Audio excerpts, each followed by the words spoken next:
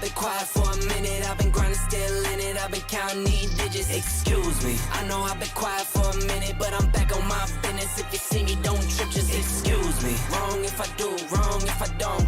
That's why I do me no matter what, so excuse me. Lie if I do, lie if I don't. The proof is in the story, take a seat and excuse me. The crash came when the cash came. Spend it for you get it like those rookies all on draft day. For the love like it's match game. Hit the ground running, really do it for my last name. They act different when the facts change. I'm not with the tip for tag games. In my own league, I don't chase game. In my own league, I don't hang with lanes. I know I've been quiet for a minute, I've been grinding, still in it, I've been counting these digits. Excuse me, I know I've been quiet for a minute, but I'm back on my business. If you see me, don't trip, just excuse me. Wrong if I do, wrong if I don't. That's why I do me no matter what, so excuse me. Lie if I do, lie if I don't. The proof is in the story, take a seat and excuse me. Now how could that be? Talking about who... YouTube, what is going on this afternoon? We are back here. Anger Management Podcast. Anthony, Mike, what is going on, Mike? What's going on, Bob? What's going on? How's everything going back there? It's good. It's good. It's good. You know, it's summertime, obviously. It's the kids home, running amok, getting crazy out here. You know how it is. It's crazy. It is right now. We've been going to a lot of splash parks and getting, you know, just having fun with the heat. But then also we've been getting a lot of rain out here too. So. It's funny you mentioned that. It's actually raining here right now. But for me, you know, I love the rain. I could deal with it 3-4 days in a row, that type of thing. I love thunderstorms, all that good stuff. But I do too, for sure, definitely. But you know, when it comes to the kids, it's the job that never ends. No, for sure, definitely. Well, it's good to be back, though. Yeah, but the rewards with kids always outweigh any of the down parts of it. So you just enjoy the moments. Definitely. But as Anthony said, folks, good to be back. We're going to talk a little football. I'll let Anthony sort of fill you in what we're doing today. Yeah, we're just getting back into this, folks. Good to be home, back with you guys on here. We told you guys we wanted to get into our NFL predictions. So that's basically what our show's going to be today. We're just going to get into some NFL talk. It's been a while, but the football is back, right? Obviously, we've just heard about the Browns, you know, second pick, running back, getting arrested. It's just it's you know, it's one of those things where I don't think Mike and I mean, unless you live in Ohio, Cleveland, you may have your team high, but I mean, you know, no disrespect, but you know, anytime you say that, you're about to disrespect somebody, right? But you ain't going to see Cleveland high on our list, so we'll just start there. Okay, I mean, you guys got the Cavs. They're doing good. I mean, at least you got that going for you. I mean, they still lost, but I mean, you still got them going for you. But no, definitely, folks, we're going to get in today with our predictions. We're calling them the too early for predictions, so we're not going to dive like super crazy into it. We do plan on doing that as it gets closer to the season, right? You know, maybe like a week or two before the season starts. We like to wait till after, obviously, preseason, things like that. You never know of injuries, which we hope there are none. And we'd love to see an injury-free seasons. I'd like to say seasons more than just a season, because I'd love to see these guys not get hurt. But we all know that it's happening way too often, even, you know, in all these sports. A lot of stuff going on. Before we dive into this, getting into this injury thing real quick, it's not something we're going to talk about, but I just want to, we talked about like all the Achilles stuff going on in the NBA, and how about, you know, before we jump into this, what do you think about these injuries? Like, what I mean by what do you think, like, I know it's obviously bad, so we don't need to, but I'm talking about, why do you think this stuff keeps happening? Like, it can't be. I mean, they talk about how great medicine is now, how great, you know, technology is for working out and doing. Are these guys just not preparing enough? Are they not working hard enough? Or are what they doing like this gym stuff? And I brought it up, you know, I think I was talking to my wife about this. It's like, you can do everything you want, right? And I don't know if anybody's ever seen, I hope you've seen this movie, but this is a perfect example. Rocky IV, right? When he goes and fights, he goes to fight him in Russia, right? Drago. Drago is around what? He's around all this paparazzi. He's around all this technology. He's using this extra stuff. They're figuring out how hard he can punch. But how did Rocky train? He trained by running through the snow. He went old school. Yeah, old school, everything. I mean, he's lifting, you know, he's hitting, he's hammering wood. I mean, chopping wood. I mean, he's, you know, lifting up barrels. I mean, he's lifting these guys up in wagons. Like, he did old school stuff. And he wins, right? I mean, spoiler alert, sorry, the movie's, 40 years old? He wins. But that just shows right now, like, those other players back then, they had to go out there and, you know, work hard. Like Jerry Rice talked about that hill in the back of his house that he would run. I forget how steep that thing is. He'd run that every day. Yeah, Double time, 2-3 times a day. You know, and it's like, oh, well, we have a training facility. We have this. Is that what's causing this, or what do you think? I think it's part of what you said, but it's lack of proper preparation. Yeah. I think the basketball players in particular, I think they're more focused on what they do on the court as opposed to what it takes to be on the court. And Definitely. I think they get caught up in this idea that they're physically they're a better physical specimen than what we saw back in the 80s, 90s. Even Kevin Garnett recently spoke on that. You know, you and I think I sent you and your dad that video.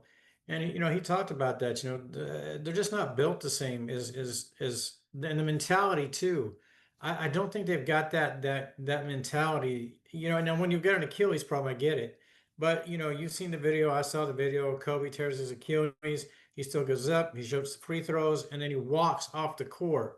You know, you've got guys that get dramatic with it and all these things. But I think the bottom line here is that because when you've got 8 Achilles tears in an NBA season, that's a problem. And these are guys that are playing all year long. It's not like And they're not even playing well, that's what I'm saying. season. It'd be different though if like we're talking about Achilles off of guys that are like the 8th or 9th guys off the bench that come on and they're trying to play hard, and then they pull because it's like we don't get very many minutes, so it's like you're not keeping your body up to shape sitting on the bench. Of course you're gonna pause. We're talking about Halliburton, Tatum, Lillard. Star players on these teams that are having these issues with it, right? For me, I think it comes to they're just not prepared in the offseason. I don't think they do the extra work in the offseason. They think because, and I'm going to throw this out there, and this might be the only nice thing I ever say about this guy, but LeBron, there's a reason he has not gotten hurt in his career terribly, right?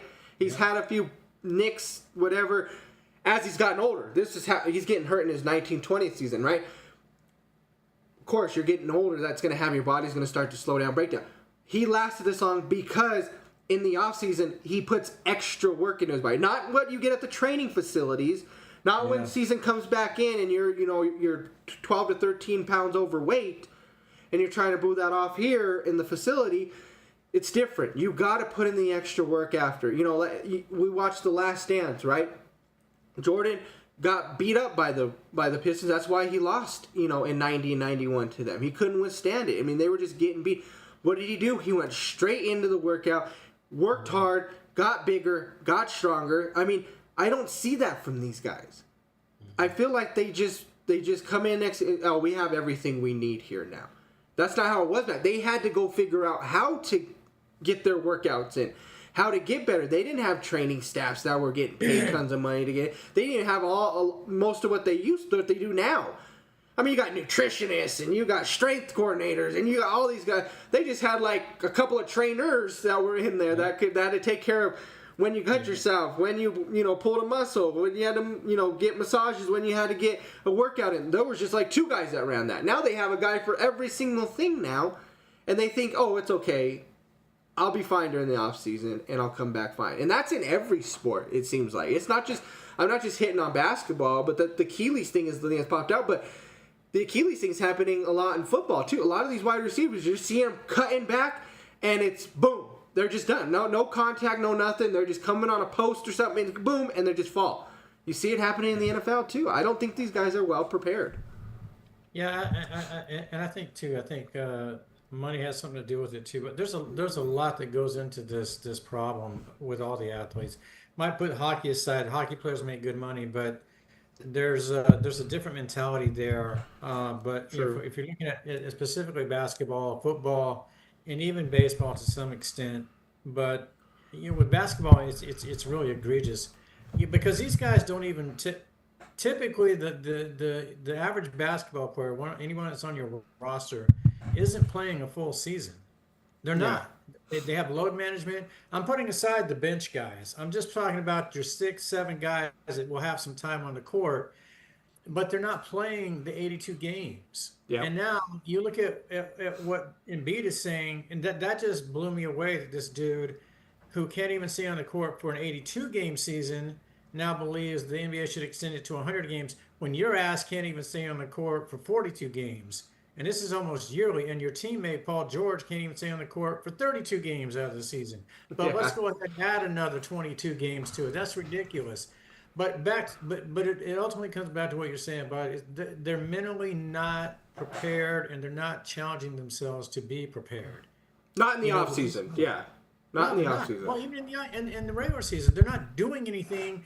I mean, there's also the problem. If you look at Halliburton, part of that. See, they're not. There's a disassociation with a calf strain and an Achilles problem. They actually interconnect because one leads to the other, and so that's also on the team itself. If your trainers, and I get it's the NBA Finals and things like that, but I think what it was. I think they did say, "Do you want to play?" It was it, and they gave him the opportunity, which I too think. I understand it's the finals. I get it. But in that situation with that injury, I think you have to tell him. We need you for the long. Because here's the other thing, right?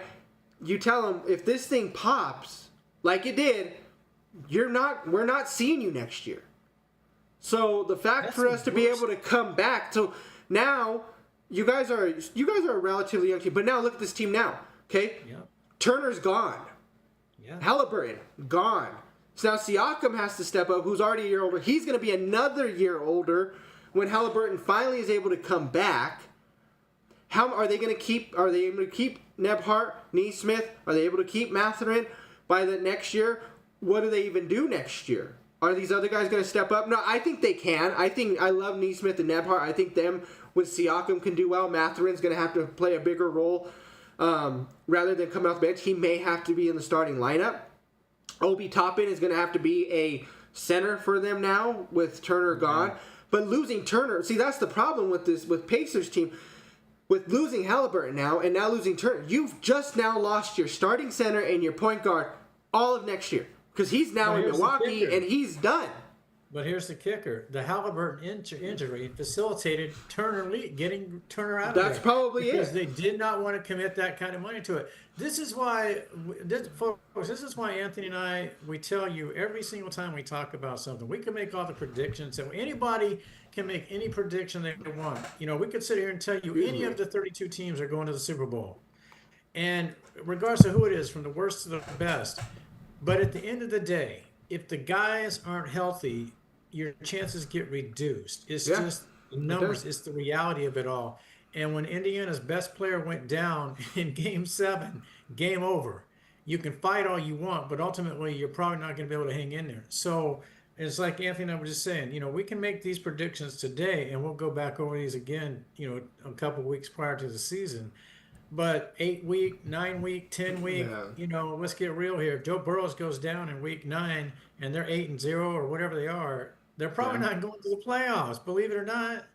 Injuries play a massive role in all of this stuff. Especially when it's your star player, and that's what we're talking about. Yeah. Like I said, injuries are going to happen throughout the year.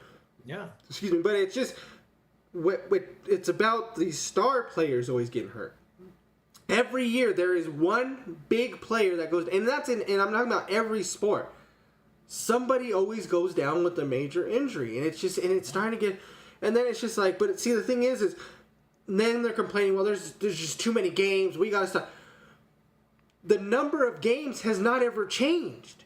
Since what? They've been playing 82 games since the 70s or whatever. I don't know exactly the exact date. It's been around for a long time.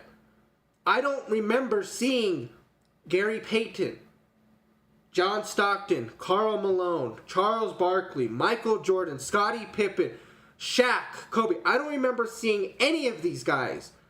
When it came to playoff time, finals times, major injury gets hurt, go down. Yeah. Now, they have had major injury. You said Kobe's torn an Achilles. Jordan broke his foot, was gone for a whole season. Yeah. Which is another case for his GOAT debate because he actually didn't play 15 years. He actually played 14 or 13 years and stuff, but we're not going to get into that right now again. Yeah. But once again, but here's the thing. These guys don't get hurt in major games. They weren't complaining about, oh man, Jordan had back-to-back three-peat. I mean, well, back-to-back, but he won 2 3-peats. Yeah. You don't think those guys weren't tired having to win 3 championships in a row? You play your 82 games, and then you got to go into the playoff. It's not like they're sweeping everybody. It's not 4-0, 4-0, 4-0, 4-8, 12.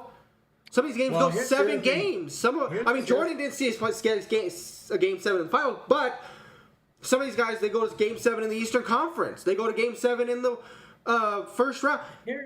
That's a lot of games that you play in a three-peat. You would think they would get hurt. Here's the other thing I'll bring up too, bud. And granted, we're talking about the Olympics here. For me personally, folks, if I were a basketball player, and I'm not kidding, and I bleed red, white, and blue. The United States of America is still the best country to live in. We're not gonna. If somebody wants to tweet us and say you suck with that statement, I don't care. But it's still bottom line. The United States is the best country to be in. But my point is this: as it relates to athletics. I might agree to one season or one experience with the Olympics, right? Yeah. I mean, I get it. Win a gold medal, go compete. But here's the flip side of that. A lot of times, some of these guys repeat. They go back for the next one 2 years later, whatever they're doing with it. That when you couple that with what you've already done with the preseason, the year before, the season before, and then the season itself. And if you went to the finals, if you went to the conference finals, and then after that's done, then you've got to start preparing for the Olympics and this type of thing. Well, all these different, I agree with you because I think especially if you're a superstar or an all-star, I think you should explore it all. I think you should be in the All-Star game. I think you should do the Olympics. I think you should if you're talented, if you can do it, the 3-point, the dunk. I think you should. I think you should explore all of that, and for just once. I'm not saying because they always say, well, LeBron should. I think he should have too, but you only need to do it one time. I think you should and leave it at that. If you win, you win. If you okay, but I experienced it. 3-point contest. I think you should be involved in it. Try to do something. All-Star game. Don't be like, I don't know if I want to play. No, do it in all sports. I think you should at least experience it one time and then fine, whatever. Go on yourself. But to knock on it or you knock on the extra games and stuff. But I just don't see the point on why you knock on the 82 games. It's never changed. I could see if they're talking about back in the 90s they used to play 60 games or something, and then they bumped it up to 82 in the late 2000s. Oh man, okay, you guys got a point. It's always been 82 games plus, and I get the playoffs were a little different back then because the first round was a set 5-game series only in the first round, and then it turned into 7 games. But okay, why don't I go back to that route then? Why not make the first round 5-game series then instead? Well, what's the difference? But the thing is they're gonna complain because they're like, wow, if we'd had the 7, we could have took them to game 7 and we would have beat them in 7 games, not in 5 though. But you're never. That's what I'm trying. My point is you're never gonna make anybody happy. But at the same time, the rules haven't changed. Little rules have changed. Here's the other thing: in those 80s and 90s, not only were they playing 82 games, they were getting beat up in there. Yeah, hand checking. You get to hit. You can't touch a person in NFL, NBA, none of this stuff. These guys can't get touched. So why are there so many more injuries? Why are you guys getting beat up so much if you're not getting hit? That's the thing. I just think what it is they go to the off season, they don't work out or prepare as hard as they do throughout the season. Then they have to make up all of that workout from the off season that they draw. They have to drop that, and I'm not saying these because these guys aren't coming in super overweight, right? We're not talking about guys that are 50 to 60 pounds, but 10 to 12 pounds overweight in basketball shape is hard. That's a lot. You just hit on another point right there. And it's not all of them, but I can single out 2 people in particular. You could look at Luka first, who routinely comes into training camp. Now this season, off season, I'm hearing that he's getting pretty cut. He's going to come in a lot lighter, but typically, historically, he's come into the preseason a little overweight, had to get himself into shape. Now you take a guy like Zion, who, because he's so ridiculous with his weight gain, that look what he's done to his body, and look how many games this guy misses, and how much money That's what I'm saying. pay him. They're trying to play catch up during the season. Once Yeah. they finally caught up, they're exhausted. They're exhausted because of everything they're working so hard to do that they start being lackadaisical out there. And by lackadaisical meaning like they're not lazy, but it's just they don't expect to get hurt, so maybe they don't stretch enough that before that game because it's like, man, I'm really tired. I'm just going to try to, rest more than stretch. No, you have to stretch before every single game. You have to do anytime you're doing a sport, you have to stretch. You have to get worked out. And I think sometimes they're just like, I'm just exhausted from trying to get back to where I'm at. And then it starts all over again, right? Because you weren't there for your team like you need to be. You didn't make the playoffs. Off season comes early. Oh, well, I'll just do what I normally do, and then I'll just work it back off during the season. And here's the other problem too, bud, and people could argue us on this too, but I know this is a problem. I know it is because it's a society problem. I know for a fact, but I've been in gyms. You've been in gyms. I'm talking about to work out, right? And I know you've been in a gym, and I have because I've seen it. You go in there, you're working out, and you look around. How many people do you see on their cell phones I don't. during a workout? Right now, you're talking about that is it's. Let me post up my phone right here while I work out and get my. Hold on, that's not the right angle. Or let me take my my pic. Yeah. Oh yeah. So what gets sacrificed? The workout. The workout gets sacrificed, and the correct approach to the workout gets sacrificed because you're not focused. That's another big problem with that. But that's something like you're good enough to remind us and remind me. That's not going to change. That's just where we're at. But these are, like we say, folks, these are the contributing factors of this. But ultimately, we go back to what Anthony said when we started talking about this. The athlete just has to put forth a better effort. He has to be more focused and understand that, it's up to you now we can't control Achilles and certain other injuries, but you can certainly make your body more durable, and it has a better chance of working and navigating its way through certain things if you just stay in shape. That's all you got to do. That's all. Yeah, and sometimes it just also You goes make so back much to. money. This is all you're asked to do is stay in shape and compete. And sometimes it's not just that machine that's in that weight room that's going to make it to you. Sometimes you got to go work out the hard way. Go hiking, run up a mountain or climb it, something like that. You have to do it. You got like to. I said, the harder the workout is, the better it is for you. That's just what I've always been told. I mean, you if you're not hurting after a workout or a practice or something, then you didn't do it right. Yeah. It's just how it's always been. Yeah. But we'll see how it goes. But anyways, sorry, sidetracked on that here. Let's get into what we're really here for. Great topic. And let's talk about the NFL. Oh, man. You know what? I forget about that. I messed up my hand Friday playing softball. And I was playing first. Third baseman gets the ball. He was trying to make a play at first, but was kind of off balance, so he had to try to make the throw to first. And ball looked like it wasn't going to make it, so I was going to try to catch on the hop, but it was still hanging up in the air enough, and it ended up catching me right in the wrist area. So I missed my glove, caught the wrist, and so like my thumb and my wrist, you can still see the laces in my wrist too from the ball and everything.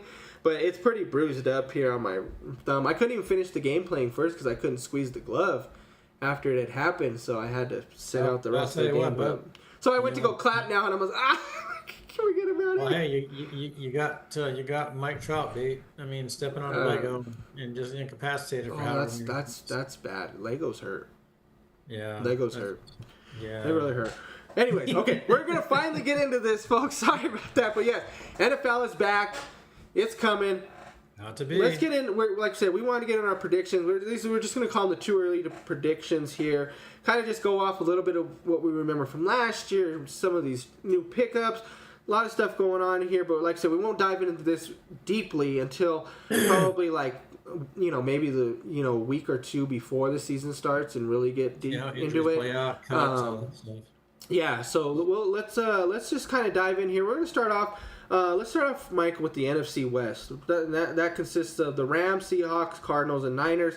Last year, Rams and Seahawks led the division 10-7. Rams did win. They had tiebreaker on that. Arizona in third with an 8-9 record, and 49ers unfortunately last place, 6-11. What do you see for this division this year, Mike? Is this changing? Do you like kind of the way it was last year?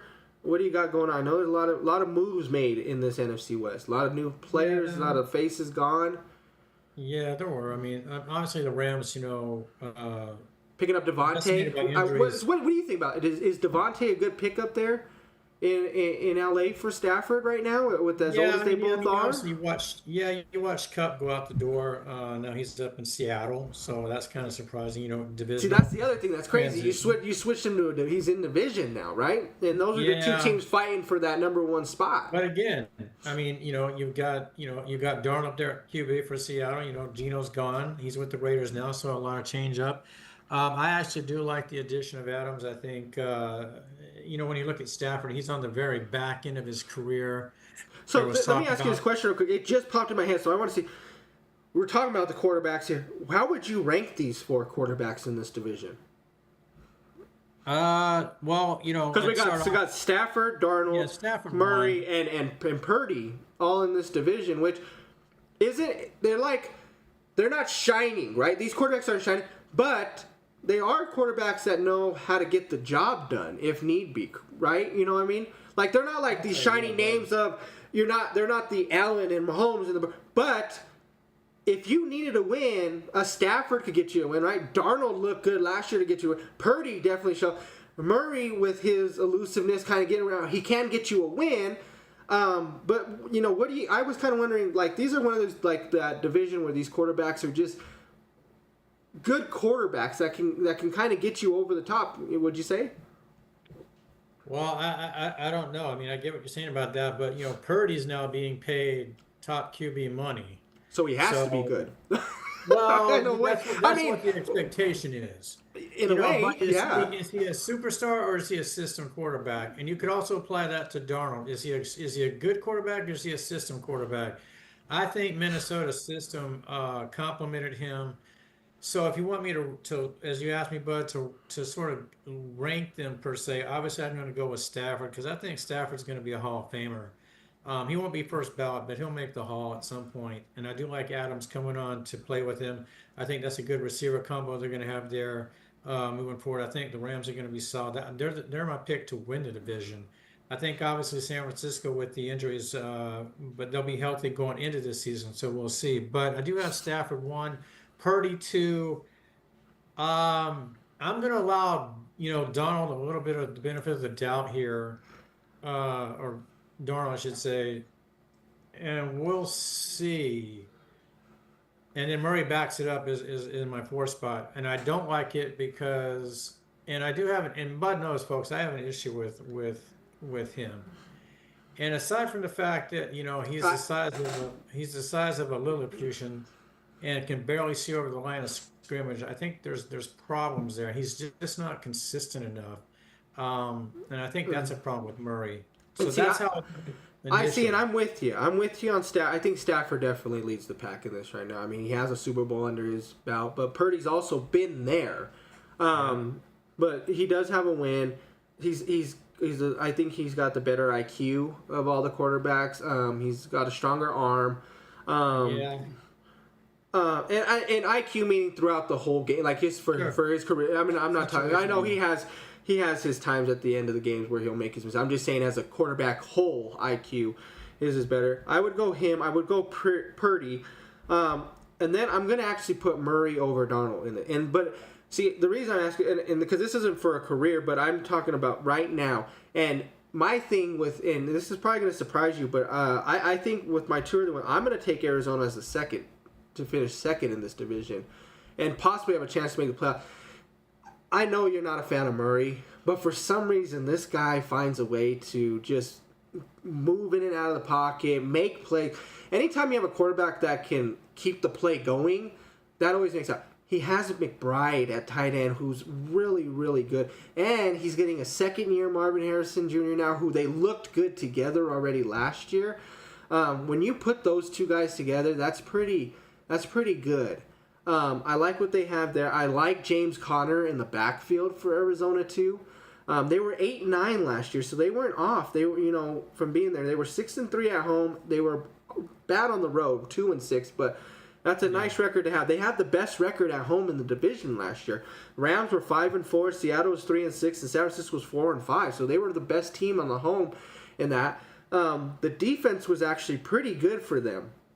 They only allowed 379 points, which was actually second in the division. They forced the most points in the division with 400.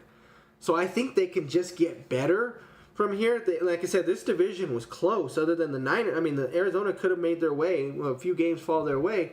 So I actually would go with Arizona 2, but I would put Murray 3 and then Darnold 4. I think this Seattle team's going to kind of struggle a little bit too. I just don't see. I think the Rams kind of go ahead and take care of the division right now a little bit easier. But I would put Arizona second, 49ers third, and then Seattle I think will finish last in this division this year. Yeah, I think Seattle's going to have some problems. I'll be interested to see again, with Darnold and Cup, how that blends together.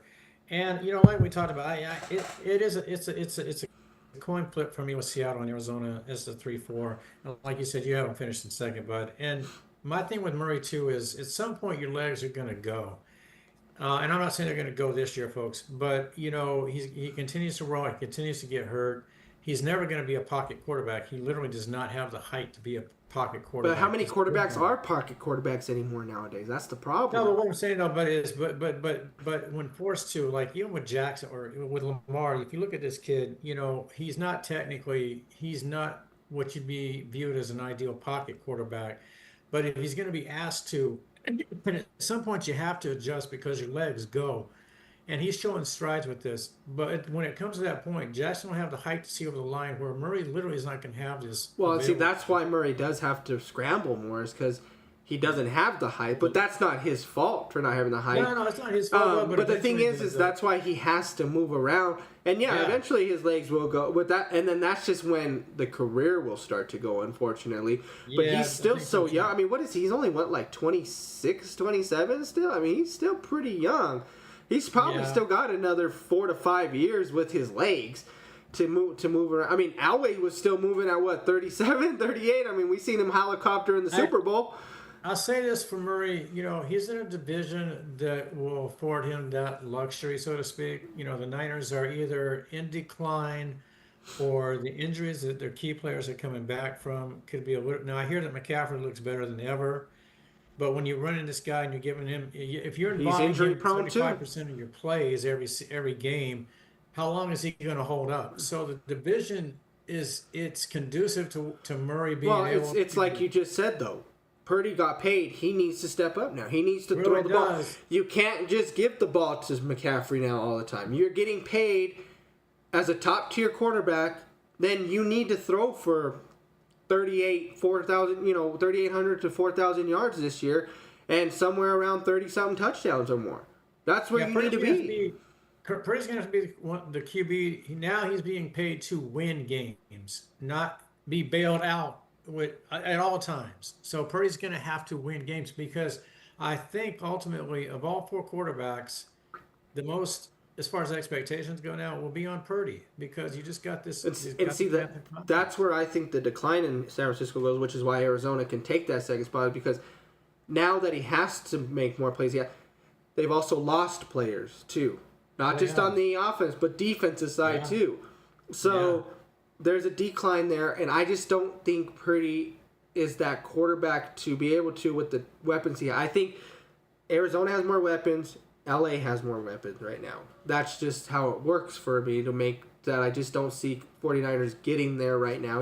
Now he can prove me wrong. I hope he has because you know me. I haven't been the biggest Purdy fan. I have not been since he started. And I started leaning more towards once he got to the Super Bowl. Okay, I'm going to give this guy a little bit more chance. I just haven't fully jumped on that wagon yet, and I still haven't. I'm just hanging out, around it a little bit still. But now that he's getting paid, okay, then show me. If you can show me and you can make a push for this division, make a run in the playoffs here, fine. Okay, then, prove me wrong. But I still think Murray has more targets. Stafford has more targets. Arizona's got the better defense. So does so does the Rams. I'm sorry, in this division. So me right now in this division, I would have Rams 1, Arizona 2, 49ers 3, Seattle 4. That's what I have as my or too early in the NFC West. Yeah, and the last I'll say about that, and I had the Rams first. I'm allowing the 49ers the benefit of the doubt here. We'll see, but it's shaky. Arizona 3, but to your point, Murray now has a full complement of positional players to buffer him. So you should be able to find a way to make this work. On the cusp of the playoffs, so you should be able to do something with this. I do agree with you, Bud, because I had Arizona 3, Seattle 4. Bringing in Darnold, I don't know what that's going to do. We'll see. We'll see. It sounds like you and I both have two quarterbacks in the division that need to prove us wrong. I got Purdy and you got Murray, so we'll see. Well, I will say this. And like I said, this could change too, folks. Yeah. The best coach, correct. Yeah, I agree with that. I mean, I love Kyle. Don't get me wrong, I love Kyle. Too. But, McVay's actually going to go down as a top coach, especially. He's still got a long career, though. He's so young. I mean, he's still got 20 more years, probably, if he wants. I don't see that, but... Isn't he like... Well, he's only, what is he, like 40? Yeah, but he almost stepped away 2 years ago. But I mean, the thing is, I think sometimes what happens as a coach, and I'm just saying this because of age-wise how young he is. He could coach for 20, but I think sometimes some when you hit a rough patch in your career, like because when you coach for a long time, you're not always going to be great. I mean, you're going to have teams that start to falter a little bit, and I think what happened is, when they started to fall over, he was like, okay, that's when you're losing, it starts to hurt. It starts to get to you. The night you're up later watching video, you're trying to figure out what's going on. When you're winning, it's easy, right? Okay, well, we did this right, we did all right. We just got to work on this. It's all good. But when you're losing, it hurts, and it's hard. And I mean, they were only 10-7. They almost lost the division. I mean, they made a good little run, but 10-7 is not a great season by any means. Like you win 13-14, okay, you're feeling good. But 10-9, those are anything under, into that single digit. It's a rough year for you. It's a rough year. I personally thought last year was McVay's best coaching job with the Rams. Oh yeah, he's done great. But I'm sure he put in a lot more hours than he did when they won the Super Bowl. Out there. I mean, I'm sure it's not. I mean, these coaches. I mean, they live at at these places and stuff like they live at the facilities and do this stuff. So it's crazy. But okay, so we both have at least LA winning the division right now. Injuries, at least in the with no injuries, folks. Like I said, this is just early predictions, folks. So we both have LA in the West right now. All right, so moving on, let's go to the NFC South here, which is made up of the Bucks, Falcons, Panthers, and Saints. Bucks won the division with a 10-7 record last year. None of the other teams made it. All eliminated. Just like in the West, Falcons were 8-9. Carolina 5-12. Also, the Saints were 5-12 too. So, Mike, I feel like Tampa Bay is kind of still ahead in this division. Would you agree? They're still kind of the lead dog. They still don't. None of these teams still give me these vibes of, man, they're just a great team. They have a chance. It's still that same old South, right? Yeah, I'll say this. I'll bet you money right now, if they'll never admit to it, but I'll bet you money Cleveland would get rid of 5 quarterbacks to have Baker Mayfield line up behind their center right now. And they had this chance, and they let it all go. To your point, Bud, I tell you what, there's 2 teams here in this 4-team division that only matter because the Panthers aren't going anywhere. And the Saints are slowly falling apart. So really for me, it's just down to 2 teams. It's down to the Falcons. It's down to obviously the Bucks. The Bucks have dominated the division basically for the last few seasons. I really kind of like what Atlanta's potentially putting together here. This is going to be another year under their belt with their positional players.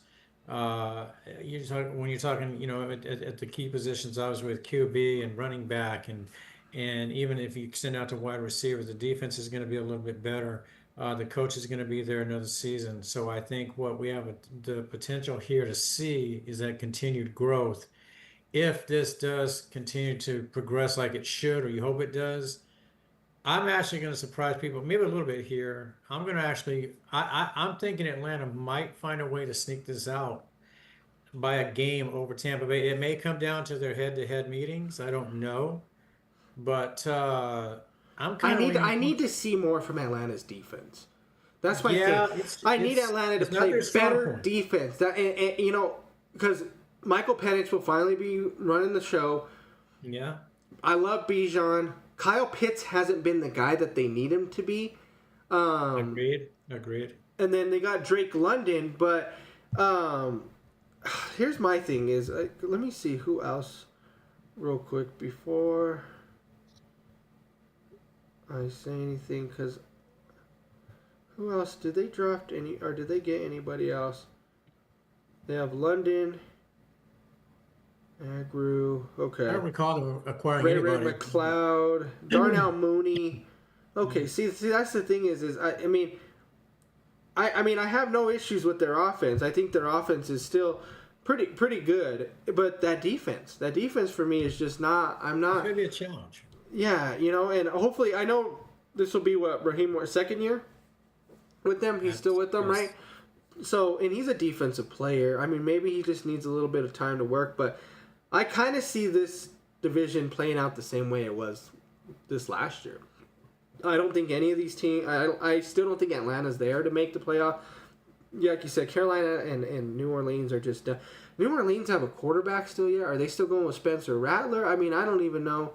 I don't know. I mean, who do they have listed right now at the top? I mean, they got. I don't think they've got a designated starter. Hunter I think it's a Deckers, play and see who Jake grabs it. Herner, Spencer Rattler, and Tyler Sott.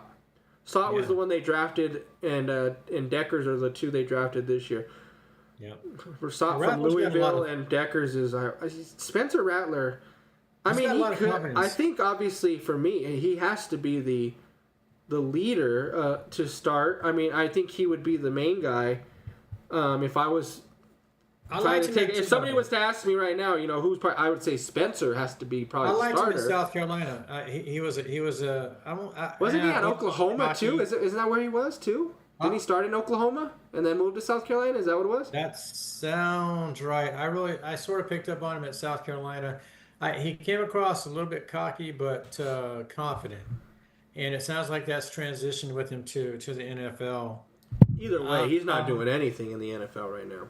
No, but he you know. I mean, says this team, that team needs a lot of. I mean, I kind of Yeah. thought maybe I was thinking that Kamara might end up getting moved sometime here Yeah. soon, just to try to get some That's draft not picks. impossible. You know, I wouldn't be surprised if Kamara's gone halfway through the season. If something's there, you know, picks open up or something for him. Somebody injuries come again, and somebody needs a Well, running back, Denver but things was- like that. But I think they You know, could trade him. There was a talk there for a while, a lot of talk about him going to Denver because of Sean Payton connection, you know, which I could have seen that. I mean, I don't know if that plays He's out just now. gonna but, bring everybody from New Orleans over. Yeah, which I don't really dig on, but whatever. But I mean, I would take him. I don't get me wrong, but I mean, we'll see how it goes. But I have this division, like I said, sitting the same way. Tampa Bay's gonna win. I think they'll probably be around that same thing, that 10-7. They might even bump up, maybe get 11. Maybe might be at 11-6. How do you feel about Carolina though? They looked a little bit better on the back end last season. I think they're gonna be just. They're 5-12 last year. I wouldn't be surprised if they finished the same way. Another 5-12 record. I mean, I don't see anything from them that can tell me I'm not right now. Like I said, we're still early in this, but show me something in preseason. Let me see somebody, you know, break out. And we're not gonna Maybe see as a anything in running back, preseason. but I mean, that's the thing is you can't. I mean, you can't tell. Like you're Nobody right, Mike. plays. Nobody plays in these, so you can't I tell know. in preseason. That's why I'm saying, for me, I didn't see anything that was just overjoyed for me to say you guys are better than 5 games or worse than 5. I think you guys are just still another 5-win team then. I did I like. think New Orleans is going to go down. They're 5-12. They probably win 3 this year. I did like Carolina's competitiveness. They played some decent ball clubs. Well, I they think, do. over It's the just last 5 games. the defense is really bad.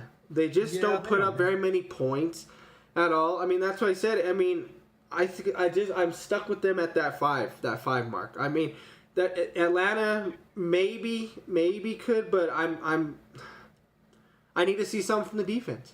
I can't put them into the playoffs unless you're going to play defense this year. I can't. So I mean, I'm not saying that their defense is awful where they can't get better. You know, they were 8-9 last year. So I just don't see it. I think Tampa Bay will still be the only team out of this division to come into the playoffs still. But Atlanta is on the up. I'm not sitting here saying that they're bad or they are on the up, but Penix needs to get comfortable. You know, hopefully, the only thing that scares me for them is I hope they don't, lose out on Bijan's prime era. But, I mean, what are you going to do? So, for me, I have Tampa Bay 1. I think it's going to be the same way. Tampa Bay 1, Atlanta 2, Carolina 3, New Orleans 4 in this division for me. Yeah, and Tampa Bay be the only one coming out. And to your point, Mike, you said about Cleveland, wanting Baker. I'm going to just say this, though. Baker could go to Cleveland, but he still isn't winning as many games as he is in Tampa, even with there. Because here's the thing, folks. No. The wide receiving core and the defense in Tampa Bay is better than the receiving core and defense in Cleveland. So when you got Mike Evans, you could throw to Chris Godwin to throw to Cameron Brate, rather than what you have in Cleveland. Yeah, I still don't see. I mean, maybe he can push you to a third place win, but to a third place finish. Yeah, but in that division, no, he still wouldn't be able to. He's not taking you. He's not pushing you past Cincinnati or Baltimore. That's not. But this is a guy who was the. I mean, even you think about it now. Even if you were like you said, put him in there now. I mean, Aaron Rodgers in Pittsburgh now. So who knows? But where do you? So you have the same list too, Mike, for this? I do, but I've got. Well, like I said, I'm going to give Atlanta a slight nod, but it's hard because Baker's so competitive. Atlanta's going to have to take it. I think right now I believe Atlanta has the ability to take it, but the defense, as you mentioned, will have to play better. So I have Atlanta, Tampa, Panthers, and then the Saints. The Saints are just a bottom feeder as far as I mean, they're bad. Yeah, I wouldn't even be surprised if the Saints, like I said, 2-3 if they're lucky this year, especially if they're sticking to where that is with whoever's their quarterback. I can't see any of those quarterbacks that I mentioned unless some rookie does show some shine or some, Sott or Deckers does show. Yeah. That could happen. We don't know. I mean, I didn't watch Sott or Deckers play in college, so I mean, they could. And then they may find, a diamond in the rough, but as of right now, from what I'm saying 2-3 wins for them. Yeah, the Saints may revert back to being the Aints for the foreseeable future. Right. That's too bad. All right, well then moving on, then we'll go to the NFC North, which was stacked. This division was stacked. 3 teams made it: the Lions, the Vikings, and the Packers. With the Bears being eliminated, the Lions finished last year at 15-2, Vikings 14-3, Packers 11-6, and Bears finished 5-12. Man, I don't see Detroit putting up 15 wins again, but I do see them winning this division again. And I don't see Minnesota being a 14-win team. I think they are going to drop. I don't think this division is as stacked as they want to. I think it is Detroit or Green Bay's to take. I don't see Minnesota making the playoffs this year. McCarthy still hasn't stepped foot on a field yet. He has a lot of talent around him. Don't get me wrong. They could. I can definitely see them maybe swapping spaces with Green Bay, maybe getting 11 wins. To try to make their push, but I just don't think that's going to happen. I think he's going to have to learn a lot, come in. I wasn't big on him coming out of college anyways, so I think the Vikings do drop. I think the Lions win this division. I think the Packers come in second, Vikings third, and I think the Bears are still... Actually, sorry. I'm going to switch this up. I think the Bears will actually surpass the Vikings. I think the Bears are going to finish third. I think the Vikings will finish fourth. I think I'm drawing a blank on the coach now in Chicago that just got there from Detroit. Crap. The offensive coordinator. Yeah. Yeah. Oh my goodness, I'm so terrible at this. It'll Um, tell me on here. Um, what is the kid's or the guy's name?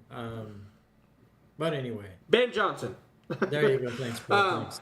I The think track and field guy. How is he and I so- should know this because he came from the Lions, who I was so upset about that. They took him away from Detroit. But I think Ben's going to be a good coach. I think he's what Caleb needs. I think he's going to make that offense better. They got a lot of weapons in Chicago on the offensive side that could help. The defense isn't terrible. I think the defense can play well. I think Minnesota's going to struggle, but I think the Bears can actually do better than 5. I think the Bears can be like, they had 5 wins last year. I think they could be like a 7-win team, 8 wins for sure. So I am going to make that switch though right now and put the Bears in third, Vikings last, but Detroit and Green Bay should fight for this division probably throughout the year. But I will give Detroit the benefit of the doubt. I like their offense still. I like the defense from them. It's gonna be a good. I think it's gonna be a good fight for the North though, for sure.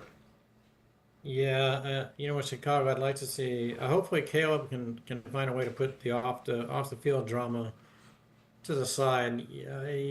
As he starts his second season, and we've already seen some problems with that. Still about not wanting to be drafted by Chicago. Those things.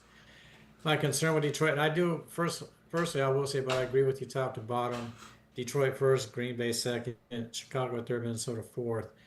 I do have concerns with, and I agree with you too. None of the teams are going to achieve the total number of wins that they did last season. Not Green Bay, not Detroit. Green Bay actually could.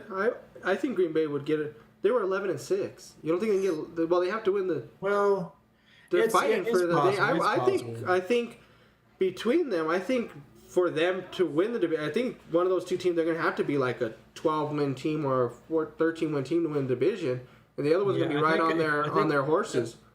I think the projections I initially seen were, and that's just across the league, really. The average, at least with that division, was like 11 wins or to win the division, which could be, a little low, could be a little high. We'll see.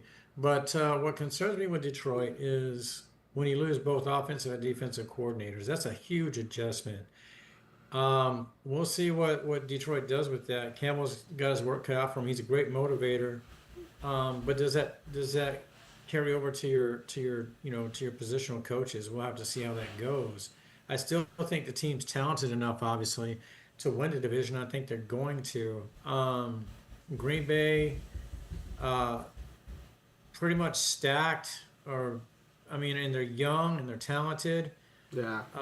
If they stay healthy, that was a problem last year. When your quarterback has issues, that's a big problem. If they stay healthy, Green Bay could sneak it out and find a way to do it. I think Chicago, they continue to seem to do things right. Their drafts have been solid. Obviously, they've got a good coach.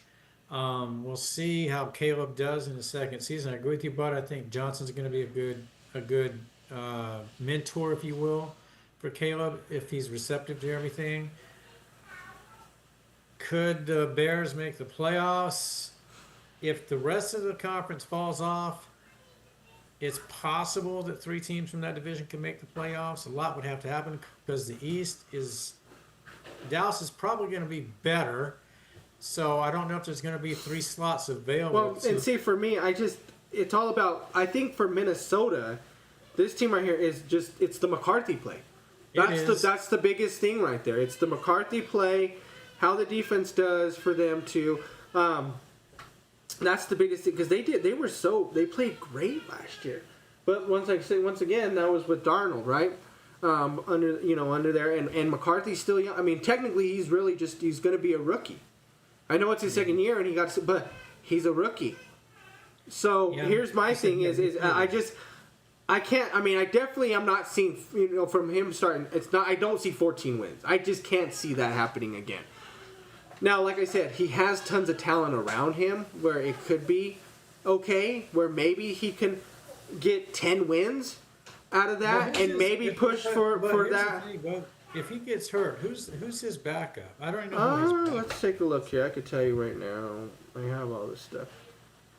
They have right now on the Right now on the roster is Sam Howell, Max Brosmer, who's the rookie from Minnesota they drafted, and Brett Rippon. So really, Rippon, the ex-Bronco. And actually, Sam Howell's not a terrible backup. I didn't think Rippon was an awful garbage backup when he was with Denver. I really didn't. No, they were actually. I like both of them. I would take Howell over I agree Rippon, with you. but Howell showed some. He showed some signs of being good in Washington. When he played with them, As a matter of fact, he really there were did. a few games that he looked good. So if he goes down and Howell needs to play for 2 or 3 games or something, I'm okay with that. Especially with that lineup, what they have with that team, I'm okay with Howell having to just kind of manage a game for a and to few your or something point- if he's hurt. And to your point, we have no clue with Minnesota until we see how McCartney does it at quarterback.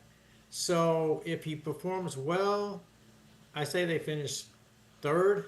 If he doesn't, they finish 4th. I just don't see him being able to, push them above Green Bay or above Detroit. Not in his first season. Yeah, We could be wrong, but I just don't see it. yeah, I don't see that either. Detroit's just too good. And here's the thing about Detroit: last year, I don't know, they were 8-0 on the road. 8-0 on the road. That's crazy good. Now Seattle was the next best team. They were 7-1 on the road last year. That's the second best team, which is really, really good. But to be 3-6 at home is terrible. That's awful. But like you look at Detroit, they were 7-2 at home, 8-0 on the road. That's great. So I think they keep doing that. 15 wins back to back is really hard to do. That's a lot of, especially now that they've added an extra game. That's hard to win that many games back to back. So I think Detroit will be somewhere around that 13 win team.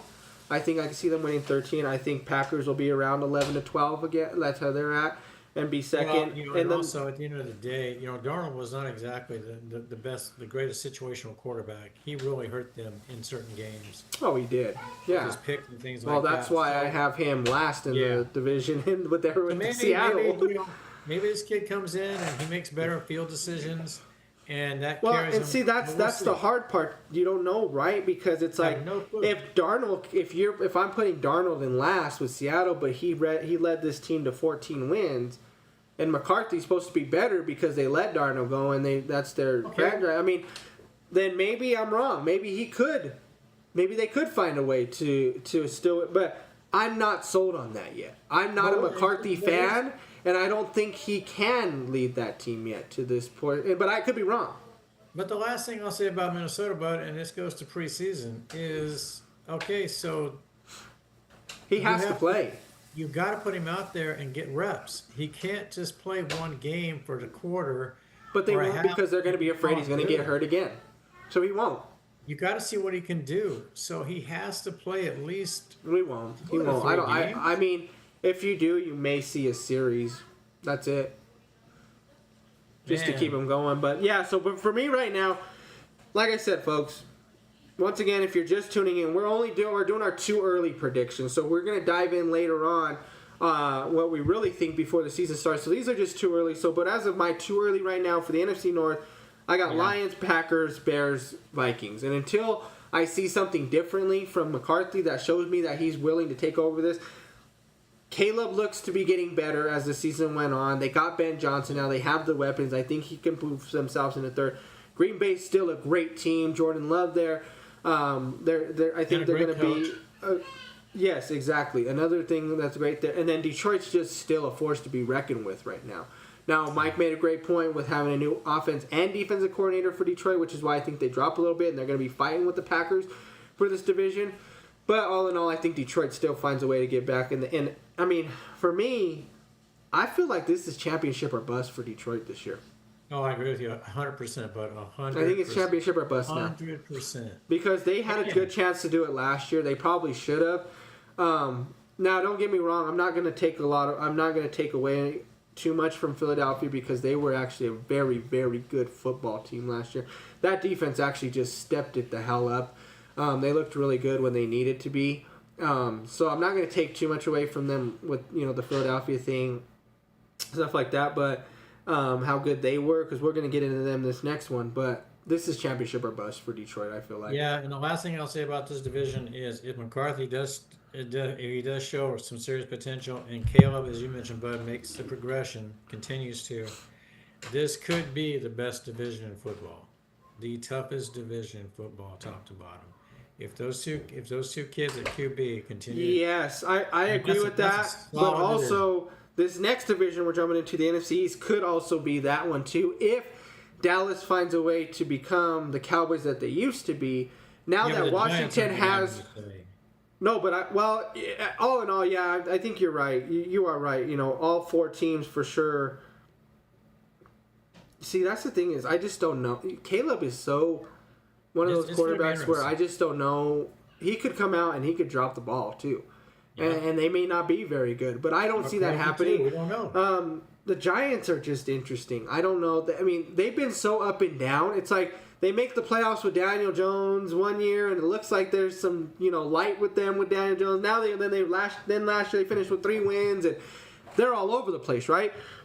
We're gonna jump into the NFC. So obviously the Philadelphia Eagles, Super Bowl champions, 14-3, terrific season. Congratulations to them. First time I said it because I didn't watch any of the game. First time I ever didn't watch a Super Bowl. Just over it. Then you got the Washington Commanders, 12-5. Jaden, tremendous rookie year. On to year 2. Him too, coming up. On to year 2 now. See if they can find a way to, get some. Is this a revenge tour into Philly to try to, knock them off, win the division? Then you got Dallas, right, who finished 7-10. Dak got a few more weapons. Do they get a running game back? Who knows? And then you got the Giants, 3-14, who, in my opinion, will stay down there. There's no way I see the Giants making any push. I don't think Dallas makes the playoffs again either. I don't. I think Dallas is out. I would have them 3rd, and I'm going to have it the same way. I think Philadelphia still stays 1 and Washington 2 right now. That's where I still have. I think I say it ends the same. It's kind of funny to look at these records because I could see the division ending the same way it ended last year. Just exactly the same way. I could see it. Philadelphia didn't lose much. You know what I mean? That I can think of in my head. I mean, they still got Saquon. Hurts still playing at top level. A.J. Brown, very good. The defense, I mean, I think they lost. I think the defense is still stacked. I don't think they lost very much from what I remember. I think they're still a very good team. So I think they can. I think the Commanders, though, I think they're still very good. But I don't think it's going to be as easy as they think. I think Washington will be right there with them, neck and neck. I think they're going to I think Washington will try to fight for that division. They're another year older. They're a little bit wiser now. I think, that helps, once you start getting more games under your belt. Jaden's only in his 2nd year. So I think he can find a way to get it going. I'm not sold on Dallas just getting any better. Show me what I mean, let me pull up this roster. What do I see here? Yes, they got Dak, fine. I mean, what do they think Javonte Williams is gonna be the guy for them? Is that who's supposed to be it at running back? And if not, they got Jaden Blue from Texas. Is that their main guy? But see, the thing is that I don't understand for Dallas. They keep going after all these small running. What is up with Dallas and liking these small running backs all of a sudden? I mean, Jaden Blue, 5'9", 196. They got Miles Sanders, 5'11". Deuce Vaughn, 5'6". Javonte's only 5'10". Phil Maieff is 6 foot, 234. He's the one that they drafted from Clemson as their biggest one. See, the problem with that is that's the Jerry World influence, and him being the. But how he had what was Emmitt Smith? Like, wasn't Emmitt Smith somewhat big? Yeah, but you and I talked about this, and we're not taking anything away from Emmitt. I'm going to look this up because I don't know what Emmitt was. Emmitt ran behind one of the greatest offensive lines in NFL. Oh, and don't get me wrong, I get that too, but at least I want to at least know what his. But it's. No, you're right. He was only 5'9", but he was 221 at least. Yeah, but it goes back to the Jerry effect, and Jerry just he needs to step aside, and they need to bring in an NFL person, not this family decision making. That's their biggest problem. Yeah, and I mean, but even looking at the wide receiving core, right? Okay, we got CeeDee Lamb. That's fine. They got George Pickens, but well, they is act like Pickens is Pickens ever going to play to his potential? Like, I want to see this guy shine. I don't want to see him fighting everybody. I want to see him talking crap. I want to see your talent, man. Now, this could be one of the best 1-2 combinations, right, in the league. It could be Lamb and Pickens. They got a good quarterback with Dak, but the other thing is, but you need to show a run game. Because if not, then they're just going to sit back on these guys, and then Dak's going to not be able to have anybody to throw to. So you need to establish a running game first. Dallas always had a running game. You know what I mean? They had, after ME, they had DeMarco Murray, who was running well for them at one point in time. You know what I mean? So they've had good running backs before. What was the other guy? Barber was another one that ran for them. I'm trying to think of some other running backs. They've had good running backs, and now it just kind of slowed down. Zeke was the main one. But now it's starting to fall apart, and now it looks like they don't have anybody back there, and they just throw it all on Dak. Well, yes, I get it. You paid him your money. He's supposed to be that guy, and it kind of goes back to the Purdy thing, right? Well, because they gave Purdy all his money, but they have McCaffrey. Well, let's just hand him the ball instead of Purdy. Now the problem is Dak doesn't have anybody hand, so now they're telling him, well, throw the ball all the time. But when they're all in pass coverage the whole time, what is he supposed to do? Eventually, he's got to force something, or eventually he's got to try to make a play, and then he gets knocked for it because, well, he's making this play. What do you expect? They don't have a run. When you're running only 50 yards a game, these teams know you're throwing the ball all day long. They're going to sit in pass coverage. Who is he supposed to throw to? Just because you have Lamb and Pickens out there doesn't mean that these guys can't still be stopped if you're sitting in pass coverage because you can't run the ball. Well, they'll get some people back on defense that were out with injuries, that type of thing. They've got for sure. issues. They've still got some contract issues on the defensive side. I'm hearing that they'll work those all out because they all seem to be on the same page. But the problem for Dallas, much like you talk about, Bud, is they don't have a running game, but they also have two teams in the division that are going to be hard to top. I hope. Everything tells me that Jaden is the guy. The progression's going to be there. He's going to continue to make the adjustments he needs to make, regardless of what the defenses will adjust to from last season with film. But I think Jaden is the real deal. You and I talked about that last season. I do too. I think he's the real deal, and I'm going to be curious to see what this battle between Washington and Philadelphia. That's probably NFL must-see TV, because they'll be nationally televised matchups. They should be anyway. They should be, yeah. Those two teams could be vying for home field advantage. Yeah. As the season progresses. I mean, I'm with you. there's much talent there. So we'll see. But I agree with you. I think for Dallas, they're going to be hard pressed to make the playoffs. If they suffer injuries, they're going to be done. And much like you said, but even without the injuries, I'm not sure Dallas has anything that's going to allow them to make the playoffs. This is a franchise heading south. They're not heading north.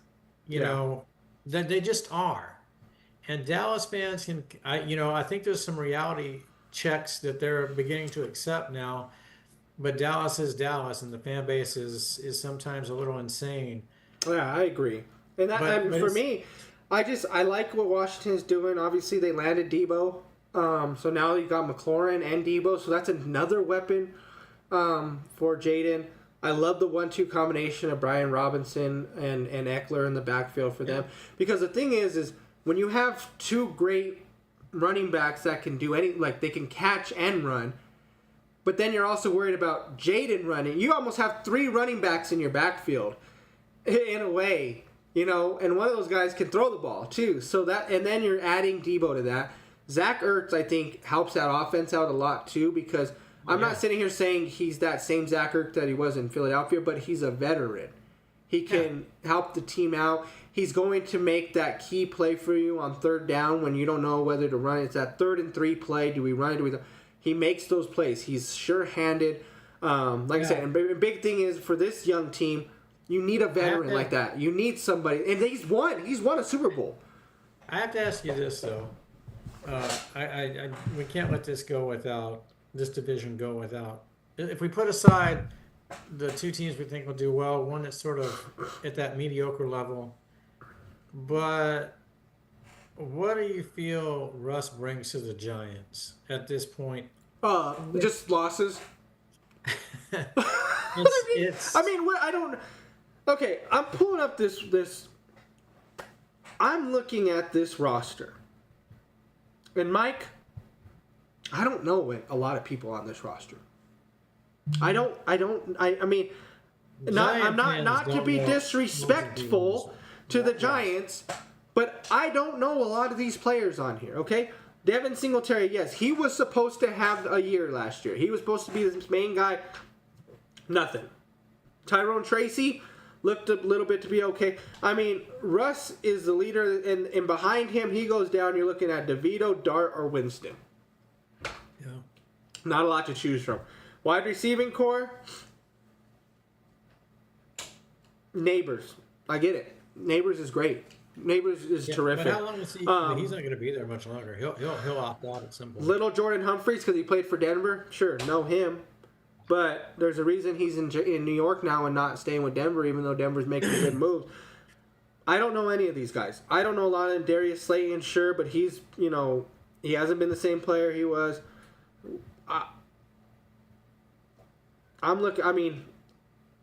Dolchik is there now. He's the Bronco. Cool. I don't see anybody in here, Mike, that I really know. I can't. I mean, Russ had a team around him in Denver. He still couldn't do anything with it. Now he's going to a team in New York that only has one wide receiver, really. You have no run game. The defense is just, okay, but they're not going to, win you games. I mean, they are a really bad team right now. Russ isn't, and the thing is you're not talking about prime Russ. This guy's he's got maybe this could be it. I don't think this is it. This could be it. I mean, I really do. I mean, here's the thing. We've seen this happen to some of these quarterbacks. They try to hang around, right? And this is the part that to me I don't like to see. And I get it. I mean, I get it. There's just a love for the game. It's hard to walk away from it when you've done it your whole life. You've done it at a high level. You've won a Super Bowl or Super Bowls to say it's over. But I hate to see when great quarterbacks go to these bad teams and have to fall. Like, just start seeing their years decline. And they end up like I don't like seeing Russ in New York. I don't like seeing this because they're going to be bad. He can't get them out of the. He should have. I'm not even glad that he came to Denver. Yeah. Everybody was too, and I'm like, okay, whatever. We'll see how it goes. But I don't like seeing that. I don't like to see the decline in a quarterback. Like even like Flacco, right? Where he's at right now. Like, dude, you should have just stuck with your Baltimore days. You know what I mean? I get you've had a few games here and there. You had a little bit of a show in Indy, fine, but you didn't lead anybody anywhere. There's no way you're fighting for the division when you got Washington and Philadelphia there. Fine, you want to beat up. Fine, you might be able to fight Dallas. Fine, whatever. Dallas isn't that great of a team right now either. But Philadelphia, you got the reigning Super Bowl champions in your division with that great team. You're not fighting for nothing. And you have a kid in Washington at quarterback who's going to be probably competing for MVP this year. And you want to say, okay, Russ makes them better. Okay, they were 3-14. You want me to tell you, they're 4-13 next year. Okay, they're better. That's as far as what do you want me to say? Yeah. You want me to say that Russ is going to come in here with that roster that I just said, with Malik Neighbors and Little Jordan Humphreys and Darius Slayton and Devin Singleton, is going to beat out Jalen Hurts, Saquon Barkley, A.J. Brown, Dallas Goedert, or even a Jaden Daniels with Brian Robinson and Eckler and Debo and McLaurin? That team's going to beat those guys out? Or even Dallas, right? That we just talked about with Dak and Lamb and Pickens. that team, that Giants team, but no. And Russ or not, he's not the same Russ. He's not Seattle Russ. He's not, and you're not going to get him. Yeah, and your coaching staff, I'm telling you, is going to be gone after the next season. They're going to be gone. Yeah. Your head coach, probably your defensive and offensive coordinators will be gone because it's just not there. It's not working. And I honestly think, and I don't really have anything against Russ. I don't. That's why I said I hate seeing this. I don't want to see a great quarterback. I can't get into the rah-rah thing that he does. I understand it, but I really think this whole Giant move, I really do. But there was two things going on here. One, I think it's really literally when he knew Pittsburgh just wasn't invested. The Giants, I think, were the only team that had any interest, right? Yeah, but it also played into the idea that this gives him New York City and all that comes with that, and his wife Sierra. It gives him that New York City. Everything's available to you. Well, this is like saying, Mike, like from your time watching, like, what if you had to go watch Marino go play for like New England back then? After that, right? Back in those days when they were terrible, Miami was good, and then he was just getting old. He's like, I can't leave the game. Elway goes to play for whoever was bad at that time. At that point in time, when maybe Seattle or something. I just want to keep playing, but I'm getting old. It would be terrible to watch them play for a bad team like that, right? I bet you he doesn't last the whole season. And I'm talking about injuries. No, I think I think he'll play. I think it'll be fine. I think he's going to finish. Get hurt. I think he's going to get hurt. I don't think so. I think the thing is Russ and his IQ, he won't allow, like, he knows, okay, I'm just going to it's time now, I'm going to get the ball. He doesn't run like he used to. So it's going to be more of, hey, I think even coaches and them, they sit around, they talk about like you don't have the same offensive line you once had, you don't have the legs you once have, so you feel the pressure, just get rid of it. Just get rid of it. I mean, there's no reason. I mean, what is he? How old is he? Does it say on here? 36. 36. 35, 36, yeah. You've already made your money. You've already done. Don't risk it. I mean, and you're in New York now. Like, I'm sorry, but it's not going to happen. So for me, sorry, we're getting a little sidetracked here. I know we want to get into AFC, but I got Philadelphia, Washington, Dallas Giants. That's how I have it. I don't have Dallas making the playoffs in this. I think they won't make it. So the way I have it is Philadelphia will be in, Washington will be in, Detroit and Green Bay will be in, Tampa Bay, and then I'll have the Rams, and I will knock in the Cardinals then as that one team. Since the Minnesota knocked out, I will put Arizona to make that playoff run, to make that playoffs in the NFC. That's how I'll have it. Yeah, it'll be like we talked about. You and I are flip-flopping on Tampa and Atlanta. I can see that where that could be an issue. Obviously, I've got Arizona down there. The Rams and 49ers.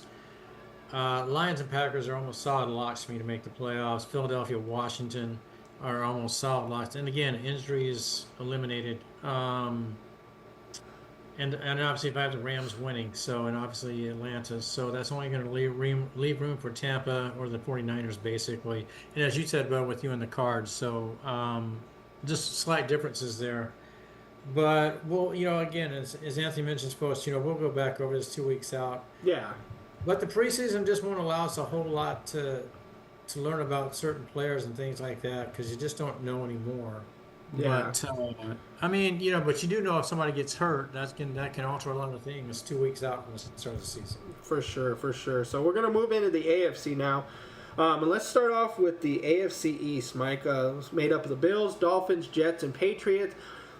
Bills pretty much handled this division last year, 13-4. Dolphins came in second, 8-9. Jets were 5-12. New England 4-13. None of those teams made the playoffs other than Buffalo. Do you see this changing a little bit? Obviously, Rodgers out in New York. Vrabel now coaching in New England. Does Tua make a little push here with Miami at all? Or does Buffalo just still kind of run away with the division and we don't really see much moves here in the East? Yeah. Just so folks have an idea real quick, but I'm going to go. There's a slight surprise for me with this, and it's only because I'm just not sure where Miami's at anymore. They're not a cold weather team. I think their coach is having some problems. Obviously, Tua continues to, if he can play, he looks okay, but we know he's not guaranteed a full season. There's the receiver issues with attitudes and wanting out, blah, blah, blah. So I do have Buffalo in the one spot. I actually think with the addition of Vrabel, and New England's got a pretty solid defense, and if they get some upgrade at out of the QB position, and the kid continues to show some progress, he looked okay last year. I've got actually the Patriots slipping by the Dolphins and grabbing that 2 spot. Now they're not going to the playoffs. I don't think only team going to the playoffs out of this division is again going to be Buffalo. I think the Jets are just, boy, if you're a New York football fan right now, it's tough.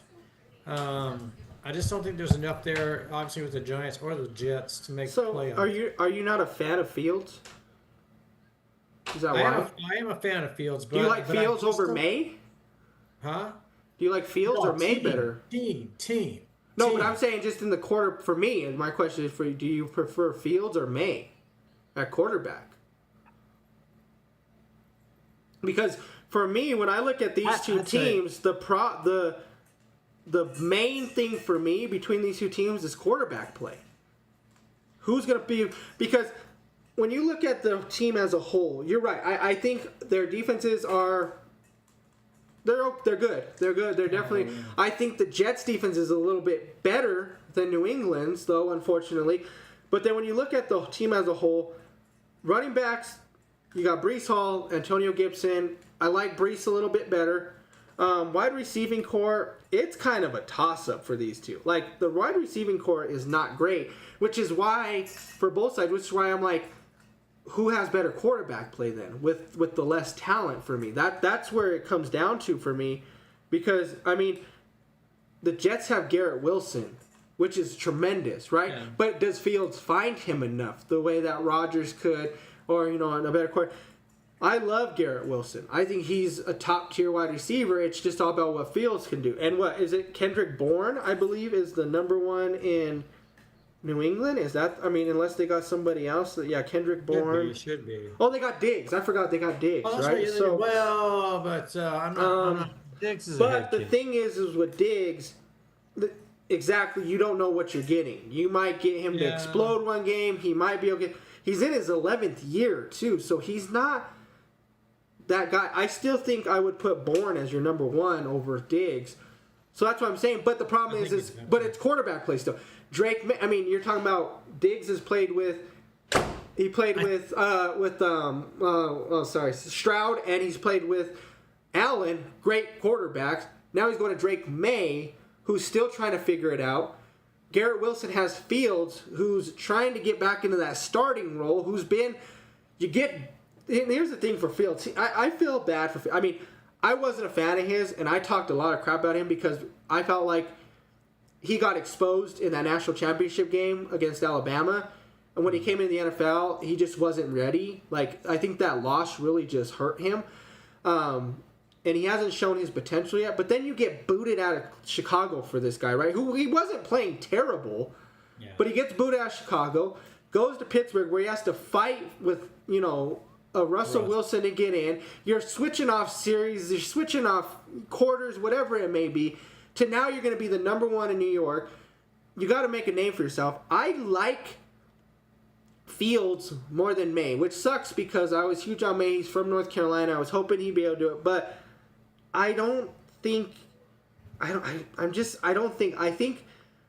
this still ends the same way right now. I have Buffalo winning division. I think it's going to be same thing. I think they just run away with the division. None of these teams make the playoffs. I don't think Miami's there. It's like you said, there's a lot going on in there. Yeah. I just don't see it. Unfortunately for me, I know he's my guy and he's from Bama, but I just don't think Tua has it in him to lead a team all the way and get him there. But I still like the Jets a little bit over New England. Now, that could change. Like I said, because Vrabel being there, I like Vrabel a lot. I think he can do something with this team. I just don't see it yet.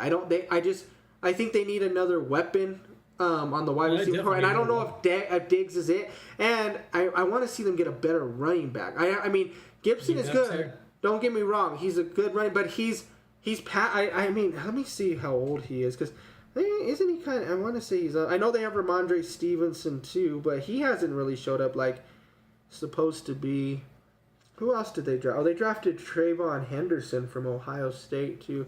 They got some young ones, but Gibson's in his 6th year. He's only 27, but they both him and Stevenson are 27. So that's for running backs, right? That's actually starting to get up there in years. Oh, it is. It is. Because like 30 is kind of like the peak right there, right? And for running backs a Not little even bit now. 28 anymore. So that's what I'm saying. I want to see something. I like Breece Hall better. I like Breece in the Jets. So I'm gonna still stick with the way it is in this one. I'm gonna go Buffalo, Miami, Jets, and Patriots. But I think even Miami falls a little bit more. I don't think they can get 8 wins. It's gonna be tough. It might be like Miami winning like 6 or 7, the Jets winning like 6, and then New England winning like 5. Like they might get a little bit better, but all in all, Buffalo will still run through this division. They probably even be a little bit better because the division's going to be a little bit, down again. They might even win more than 13 games. Who knows? But I like that. But I just don't see a major change in the East. Buffalo's still just top dog in there, especially with Allen, man. They're another team, right? We had one team, I feel like, in the NFC, which was Detroit, who said championship. I think it's championship or bust this year for Buffalo. I mean, it's just I can't. All I keep thinking about, and it's not even that. They're not even that good yet, because Buffalo made 4 Super Bowls back in the '90s. They actually got there, but this is just making me think of Cali and them all over again, right? They keep getting there. They're always in the They get to the championship game, or they have to play, and then they lose. Like they have to finally get. They need to get to a Super Bowl. Josh Allen needs to finally get there. Like he needs to start cementing himself with the rest of these great quarterbacks. But you cannot put your foot in there until you got to get there. I mean, I get it. We talk about it all the time. Even Marino, right? Marino never got a ring, but he still sniffed a Super Bowl. He got there. He still made it. Kelly made it. To get there, he made it 4 times. He just couldn't win. There's quarterbacks that made it there, just couldn't get over the hump. But he still hasn't even got there yet. Buffalo needs to get there, and I don't know what else they need, but they need to finally at least just get to the Super Bowl, or finally just win it. So, and everything is in place for Buffalo if they stay healthy this year. I say that because, they can beat Baltimore. They've beaten Baltimore. They did it last year. Granted, the tight They end could beat dropped any team in the league. They Kansas can. City, They can beat them.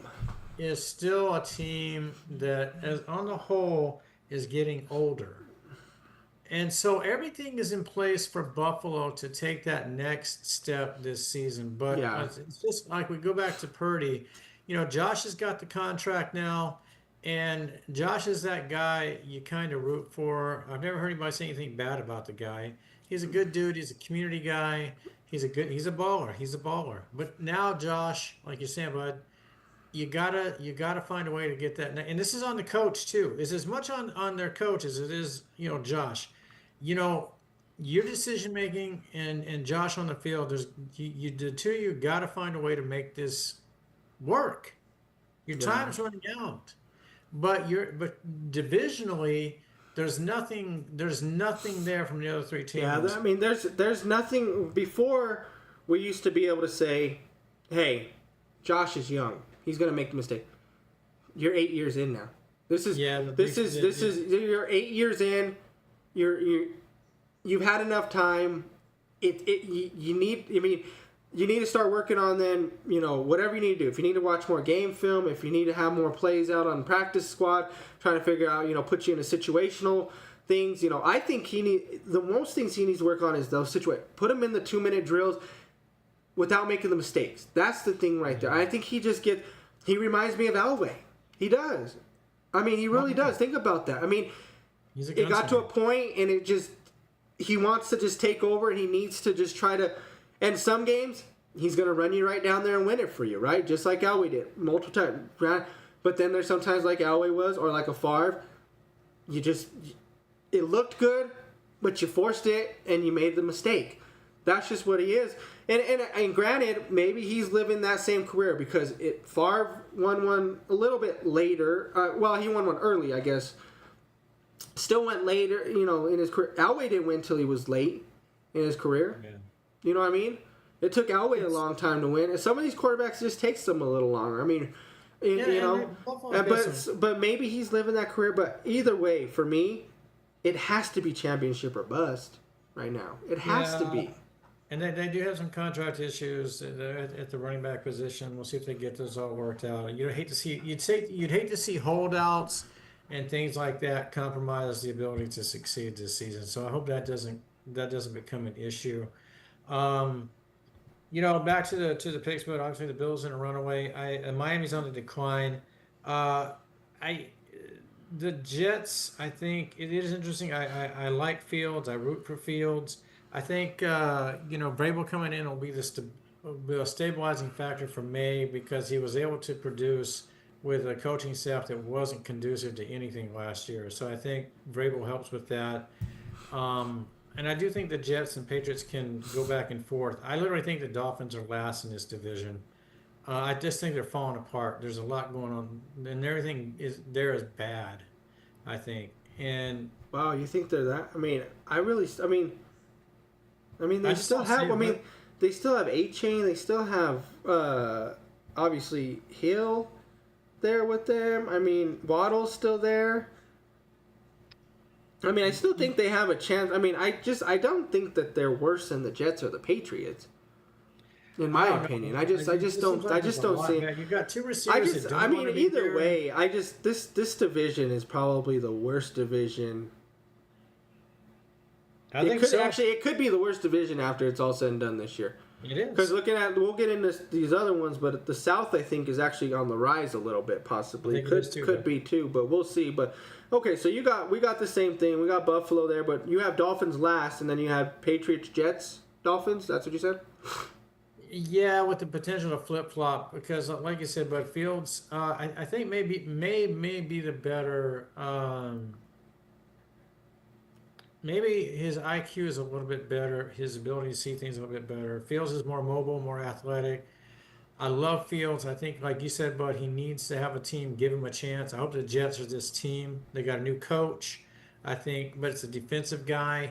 So you know how that goes with me. I don't like defensive guys as head coaches. We'll see. But I root for Justin. I like Justin. I think he's gotten some bad breaks, and I want to see the kid get a chance to really show what he can do. Yeah. And I hope it's with the Jets. I really do. Well, let's jump into the South now because I want to save the other two for the last ones we do. But let's jump into the South. Texans, Colts, Jaguars, Titans. Texans won this division 10-7. None of the other teams made it. Colts were 8-9. Jacksonville 4-13. Tennessee 3-14. Obviously, a terrible season for Jacksonville, which was a little bit shocking, I think, for a lot of folks. Trevor has not been that guy at all, which is sad to say because I actually thought Trevor could be a good quarterback in this league. They did add Travis Hunter. I don't know what kind of season he has. I don't know how it's going to work. Obviously, the first player to possibly do both sides of the field. More than what we've seen other players do, like a Dion, things like that. He's supposed to do this all year long. Does that help Jacksonville? I don't think so. It's going to take a little while before I think we can see the full potential of that or even realize if that's even going to work for them. They need to get better quarterback play out of Trevor. They need to. I mean, they have a good running back still. I believe Etienne is still there. Yes, yeah. Good quarterback. Tank Bigsby's still there too. I like him. Like I said, they have Hunter. They have Brian Thomas still. Defense is They need work on defense a little bit, but they'd be all right. But Tennessee, that's the big key right there, right? What does Cam Ward do in Tennessee? And I think Cam Ward can make this team. 3 wins last year. I could see Cam winning 5. I can see 5 or that. 6. can I see can that. see that.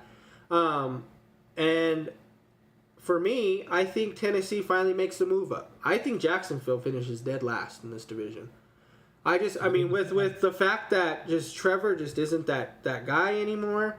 I mean, I don't know what they're. I mean, he may not even finish the season. I don't know much about their coach, things like that right now. Liam Cohen, I believe, is their coach. I don't see this team getting better. I mean, I know they got Travis. That's fine, but you're telling me I'm supposed to just think that you guys are going to go from 4-13 to what by putting him out there on both sides of the field? Yeah. Now, granted, I could be wrong. Maybe he does. Maybe he scores 2 touchdowns on the offensive side, has 2 picks on the defensive side. Great. Then I'll change my mind about that. But until I see that start working on the field the way it's supposed to, I mean, this isn't CU. This isn't Jackson State. This isn't the college level anymore. Yeah. You're talking about the NFL. And we've brought this up, and I know we talked about this, so I don't want to get too deep into it. But once again, you're in a team that's in a bad situation. They're not good. There's a reason why you were drafted high. You are now probably, maybe on the wide receiver side, maybe Brian Thomas a little bit better. But in the end, you're probably the number 1 wide receiver and the number 1 cornerback, which means you're going to go up against the best cornerback on defense when you're on the offensive side, and you're going to have to play defense on the best wide receiver, okay, on the other side. You are going to be tired. These guys are going to run you ragged. I hope, and you've talked about, like, he's dancing, he's playing around. Fine, have your fun, but I hope you're in shape. I hope you're working the hardest to be in shape, because for you, it's fine to be like, yeah, I'm going to play both sides. Then you better be in shape, because you're going to be playing twice as many plays as everybody else on that field then. Yeah. So don't come back and be like, I don't want to hear any excuses either after, man, I got beat on it. I was tired from, the why. Don't matter. I'm sorry, but in a way, you can't be tired. If this is what you want to do, if this is how you want to play at the NFL level, you're the guy that wants to play both sides. Sorry, but you can't get tired then. It don't work that way. Yeah, it's going to be almost impossible for him to do that. He can't do it for an entire game. You can't do it for an entire season. It has to be situationally done. Well, and then they added another game to the season. They're going to have to utilize him more on defense than they do offense. I think that's where his ultimate strengths are. I mean, he's good on both sides, but his better play comes from the defensive side. Well, and but see, I thought the other way. I thought it would be better off they try to put him more on offense, because maybe with as bad as Trevor's been, it's just because he doesn't have the weapons. And so maybe he needs the weapon. Maybe putting Brian Thomas and him on opposite side, maybe it opens up the field a little bit more for Trevor to throw more. Maybe that's what he needs. Okay, but I just haven't seen anything that makes me excited about this Jacksonville. As bad as I've seen Trevor been, as bad as this team, I'm surprised. I mean, if Tennessee wasn't that bad, they'd be dead last in this division. I mean, they won 4 games. Tennessee won 3. I mean, they were right on there. I just think they're going to be in last place. I think Cam's going to jump up this team. I like what Tennessee has done. I think they made some good offseason moves. I like Spears and Pollard there with them.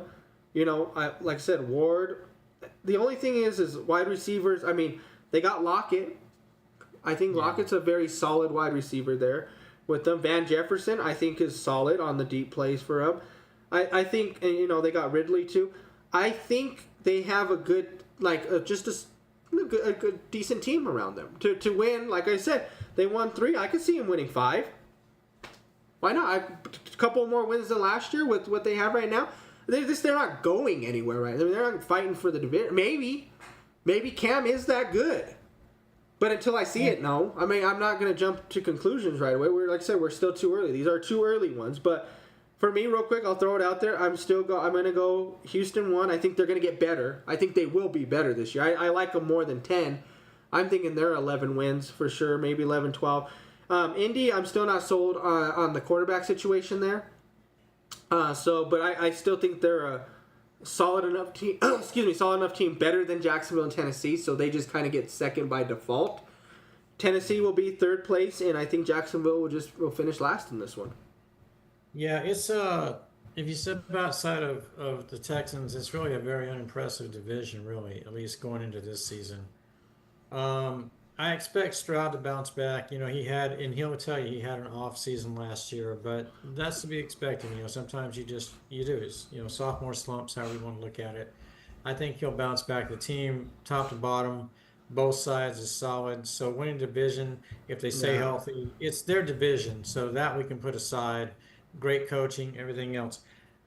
I'm allowing Jacksonville through default because maybe the coaching staff can do something with Lawrence that the other coaching staff couldn't.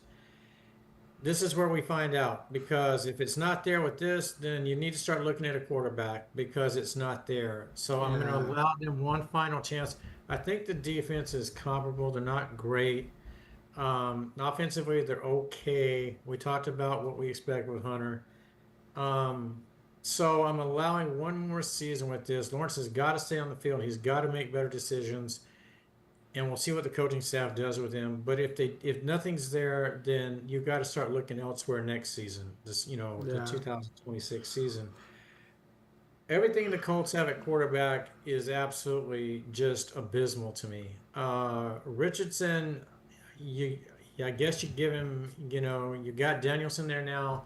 Neither one of these guys inspires me if I'm a Colt fan that anything is going to happen that's good. I mean, the team itself is not awful, but there's nothing there to really challenge the Texans for the division. Yeah, for sure. Um, Yeah, we'll I'm see. agreeing. Cam, I agree. I just Cam, Cam's got the confidence, he's got the resume, but we got to see it on the field.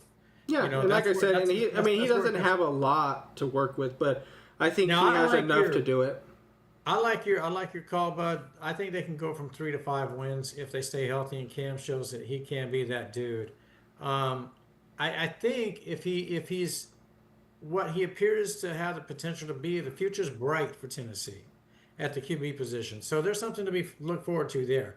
But right now, because of everything, I'm going to go Texans 1, Jags 2, Colts 3, Texans 4. Titans, what do you But mean? Jacksonville again, Jacksonville only because of default, because I just don't think the other two teams have enough to challenge. But it's on Lawrence. You're making all this money, bud. So But Indy has a lot to work with, though. but the QB position is what's killing them. And if these guys, Yeah, but they can't- got better quarterbacks in Indy than I believe in Jack. So the quarterbacks in Indy right now are Anthony Richardson, Daniel Jones, Riley Leonard, and Jason Bean. Which I get it. You hear Daniel Jones, you're like, but he's played. He's been in a playoff game before. He has the experience. But I mean, I'm not saying he's gonna do it. But he has No, I get you, bud. I Anthony get you. Richardson. He hasn't played to his potential yet. I get that. Fine, but neither has Trevor. Okay, but if you look no. at if you're looking at Richardson and Daniel Jones, is a lot better than Lawrence, Nick Mullins, John Wolford, and Seth Hennigan. yeah, if you step outside of Lawrence with Jacksonville, there's absolutely nothing. Nothing. So, for me, I mean, and then you look at, but then you go deeper in that. We talked about ETN for Jacksonville, fine, but Jonathan Taylor at running backs far better than ETN. Then you go on wide receiver. I mean, you're talking about Michael Pittman Jr., who's better than Brian Thomas too. So, I like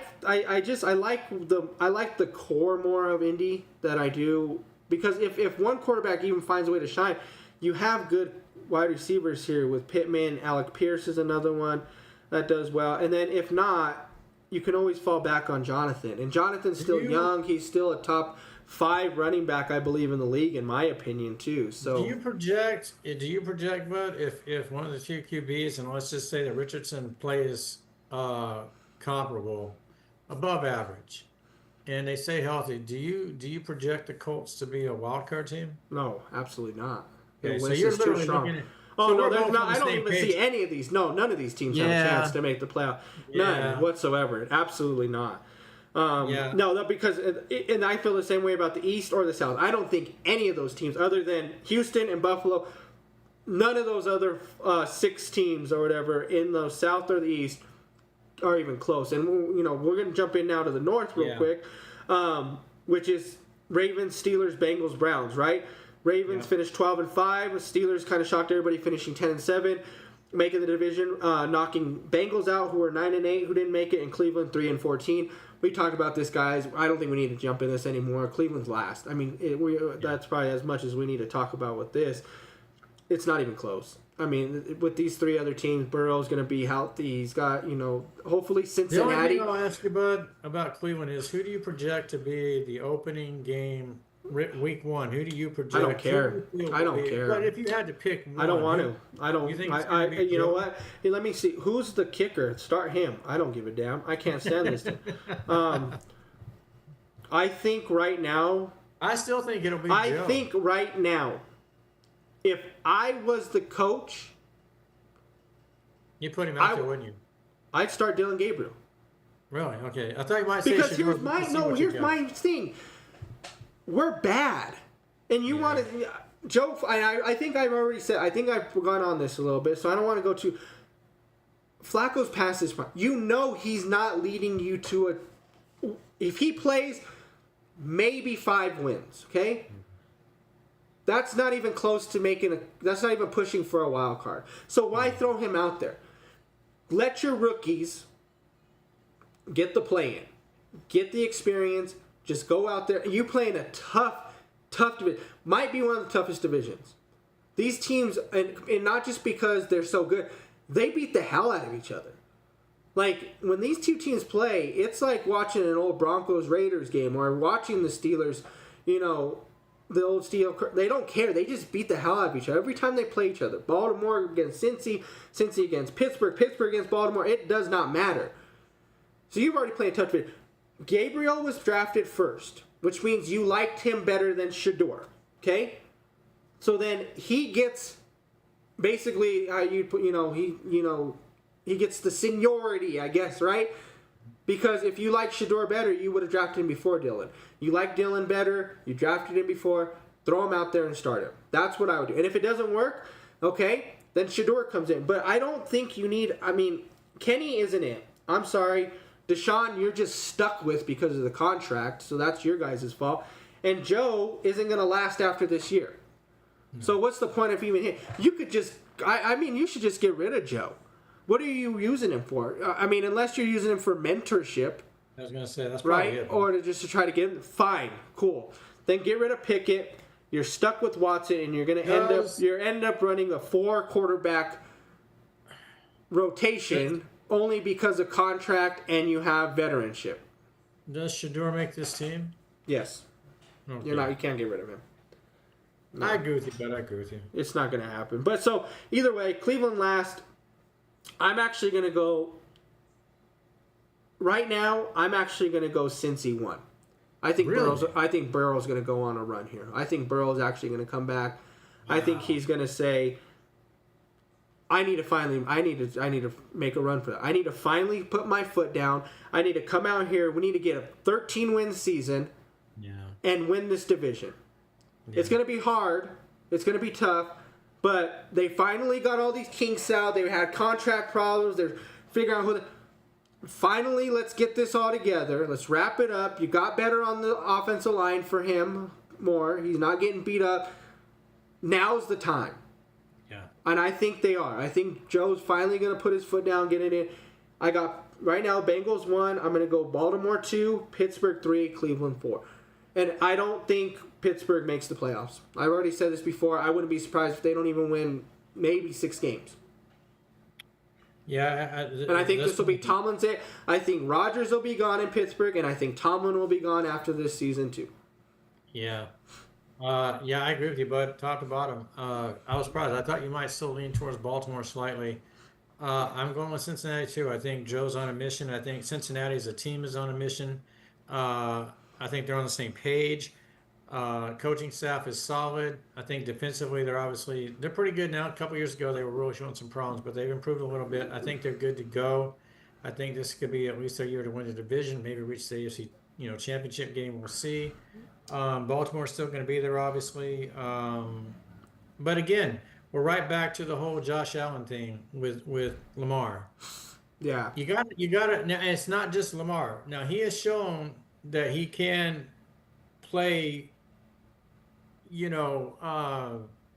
above what you would expect. It hasn't been his fault that they have lost now in these playoff games. He's Yeah. played, he's had some mistakes, but it's not just on him. But it's time for Lamar and Baltimore. You either do it or you don't. I think their window is really starting to narrow. Buffalo and Baltimore. But for some reason, something tells me that Cincinnati, this might be that opening that they're looking for.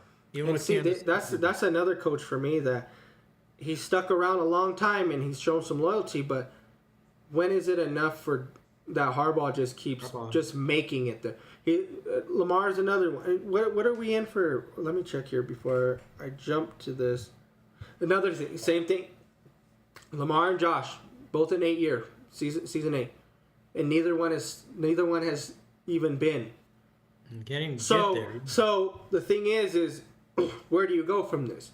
Do you say, okay, McDermott, you're out in Buffalo, or Allen, you're out in Buffalo? Same thing here. Lamar, is it time to go, or John, is it time to? Yeah. You know what I mean? And I get it. I mean, I get the loyalty. I get that your team's always good, but the goal is to win a Super Bowl. That's the goal. Now, John has won a Super Bowl, though. Okay, Yeah. McDermott never has. John has at least won a Super Bowl, in Baltimore, and he's gotten there.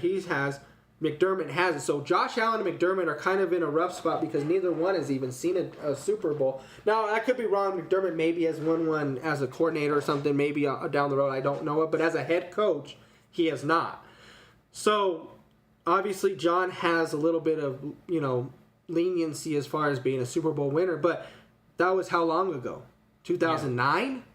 Yeah. Is that what it was? Or whatever? So, 27. 20, whatever it was. So, when is enough with this? You got to at least try to get, when you have a quarterback like that, you have to at least get there. You know what I mean? Like I said, I keep bringing up all these other quarterbacks because of that reason. Just because they didn't win it, they still seen it though. Callie's seen a Super Bowl. He's seen multiple of them. Marino did see a Super Bowl. You know what I mean? Even Burrow was in a Super Bowl, but he just hasn't been back in. But he's been there. So that's crazy to think about that, right? Yeah. Burrow, who keeps missing the playoffs, he's been getting injured or getting beat up. He's at least seen one Super Bowl, and Lamar and Josh still haven't. But we still keep putting them on this high, pedestal here, which they deserve to be. I'm not saying they don't. They are But top tier Joe's quarterbacks also- in there, but they haven't. Neither one of them have seen a Super Bowl. This is Joe's why coming off of- Mahomes is. Everybody says he's the greatest. Because he just keeps beating out these in the same division. Now it'd be different, right? If Mahomes was in the NFC, right? And it's like, well, you only have to see these guys once in the Super Bowl. He's in the AFC. He sees Allen. He sees Burrow. He sees Lamar. He's gonna see Rodgers.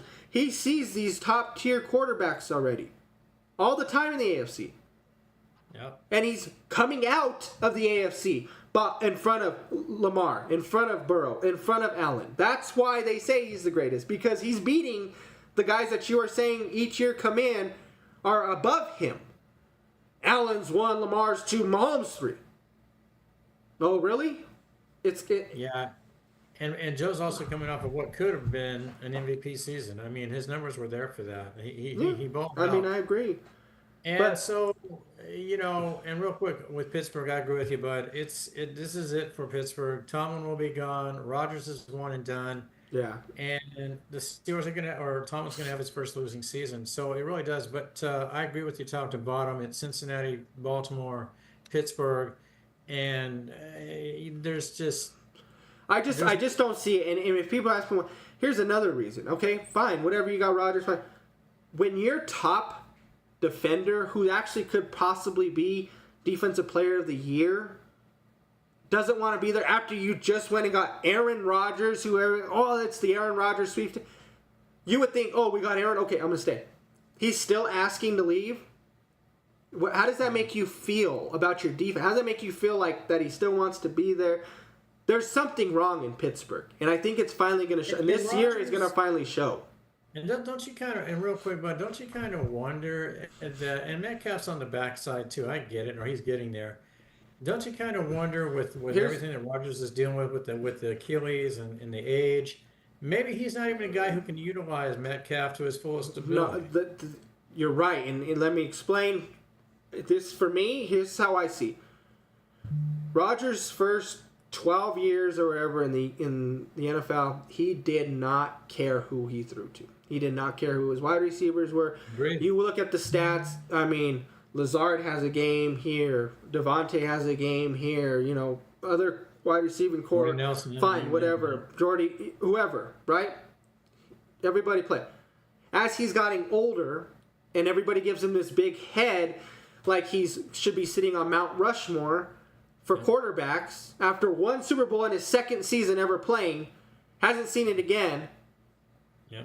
15 Now years ago. it's get me whoever I want, I'll throw to whoever. So yes, you have DK, but if he's not open, if he doesn't care that day to throw to you, or you have the attitude that you play with, you're not going to see the ball. That's just Rodgers' mentality now is you need to be my friend, you need to be on my side. You play what if you're open, I'll hit you. If I feel like I want to throw it to you, I will. That's what I get from Rodgers now. When he's playing now. And it's dumb because you're old. You're done. You couldn't do anything in New York. Even Favre took New York to the playoffs. Favre took Minnesota to the playoffs. Yeah. What did you do? 5-12?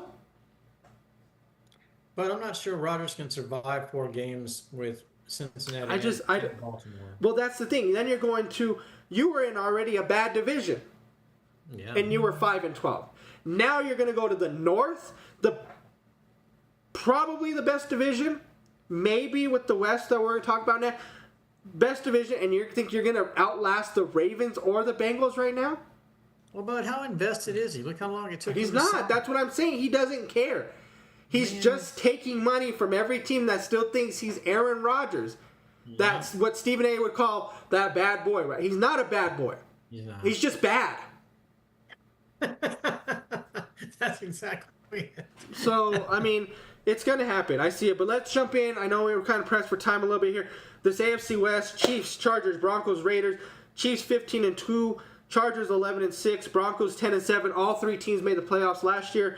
Raiders were out at the 4-13 record. 15-2 is not happening this year. No. And it's kind of the same thing that I'm saying, like with Detroit. I'm kind of in the same ring that I am with Detroit. I just feel like they got to come down a little bit. With Cincinnati getting better, I think that's going to knock Kansas. Denver is going to get better in this division, which they're not going to run over Kansas City like I think they think they will. I think they could split. Denver could take both. I like what Denver's doing. Now, I'm not sitting here saying this is a bias thing. You guys all know that I'm from here, whatever. It's not a bias thing, folks. Denver did a lot on defense. Now, did they go and pick up some players that showed injuries? Well, yes. But if those defensive players play to their potential, Denver's defense is labeled as the number 1 defense right now. Yeah, and we've seen what Denver can do with a great defense. And not just under Sean Payton. Back in 97, 98, those back-to-back Super Bowls, the defense was better than the offense. I know a lot of people McCaffrey, Smith, TD, Elway. The defense was better. Especially in the second Super Bowl, the defense was way better. Super Bowl 50, no fly zone. When Denver has won Super Bowls, their defense has been great. When they were in the Super Bowls and lost, their offenses were better, right? You know this, Mike. In the 80s, Elway made that team better on the offensive side. Now, they didn't have top-tier players. I mean, they had the 3 amigos, Natil, Jackson, and Johnson, but those weren't they weren't Randy Moss and Jerry Rice. They weren't those tier wide receivers. Steve Sewell in the backfield, Sammy Winder. Elway led that team. But their defenses were better. 77, yeah. Orange Crush. They could have won that one, but hey, quarterback play. I didn't think Morton was a better quarterback at that time. Dallas was just great in the 70s too. They were. But so Denver's, when they've had great defenses, they've made it work. They've done well. Sean Payton's done great on the offensive side, too. I think Bo coming in, doing great. I love what people are still on the running back thing, fine. I think I like the kid that we drafted. I forget, R.J. Harvey. I like him, is one of them. And then what was he yeah, it was R.J. Harvey, right? I believe so. Am I missing somebody? Right. Yeah, I do like him. But I'm also a big fan of Estime and McLaughlin. I like those two. I really like them. Even if it's running back by committee, they're pretty solid. Yeah, I agree. And then wide receiving core, I don't mind Sutton. I like Sutton. I like Marvin Mims. I like that 1-2 combination. I'm not sold. I know I'm hoping. Okay, I'm just hoping Evan Ingram is the tight end that we need. That's the big key. Is Denver hasn't had a great tight end in a while. The last great tight end that we've had is like Julius Thomas. So that was probably the last one, other than Sharp, who's a Hall of Famer, right? So hopefully Evan becomes that guy for sure. But I mean, I like what Denver's doing. For me, Kansas City still. I mean, until they show signs of actual decline, they're still the leaders of this division. I still have them 1. I'm going to go Denver 2. I think Denver has done enough. They were 10-7. I could see this team winning 11 this year. They're right around that same boat area. The Chargers will come to 3rd. I don't have the Chargers making the playoffs. I think they will come after that. I'm Mike. You know me. I'm not sold still. I still never have, and I'm not going to be on Herbert. I'm just not there. And I know, and it's like I know it's a reoccurring effect for me, and people are going to start noticing. Like, Anthony cares about quarterback. I care. Who's the most important? Who has the ball every single time on the? It's the quarter. It's quarterback play. If you don't have great quarterback play, or at least really good, you're not going to win games. And I'm not a fan of Herbert. I mean, I'm sorry. Yes, fine, whatever. I know they got Harbaugh back there, but sometimes Harbaugh makes bad decisions as a coach too. Okay. Yeah, but Herbert can't. Herbert's just not my guy for me. Okay. Herbert's not a big game quarterback. At least to this point in his career, he's just shown he's not that. I think 3 teams. I do think much like last year, 3 teams come out of this division only because there's just not enough there to keep them out from the other divisions. When you're talking Buffalo, maybe going as 1, Texans as 2. Obviously, the Ravens and Bengals get in, so you're leaving the potential there for 3 teams to get in from the West.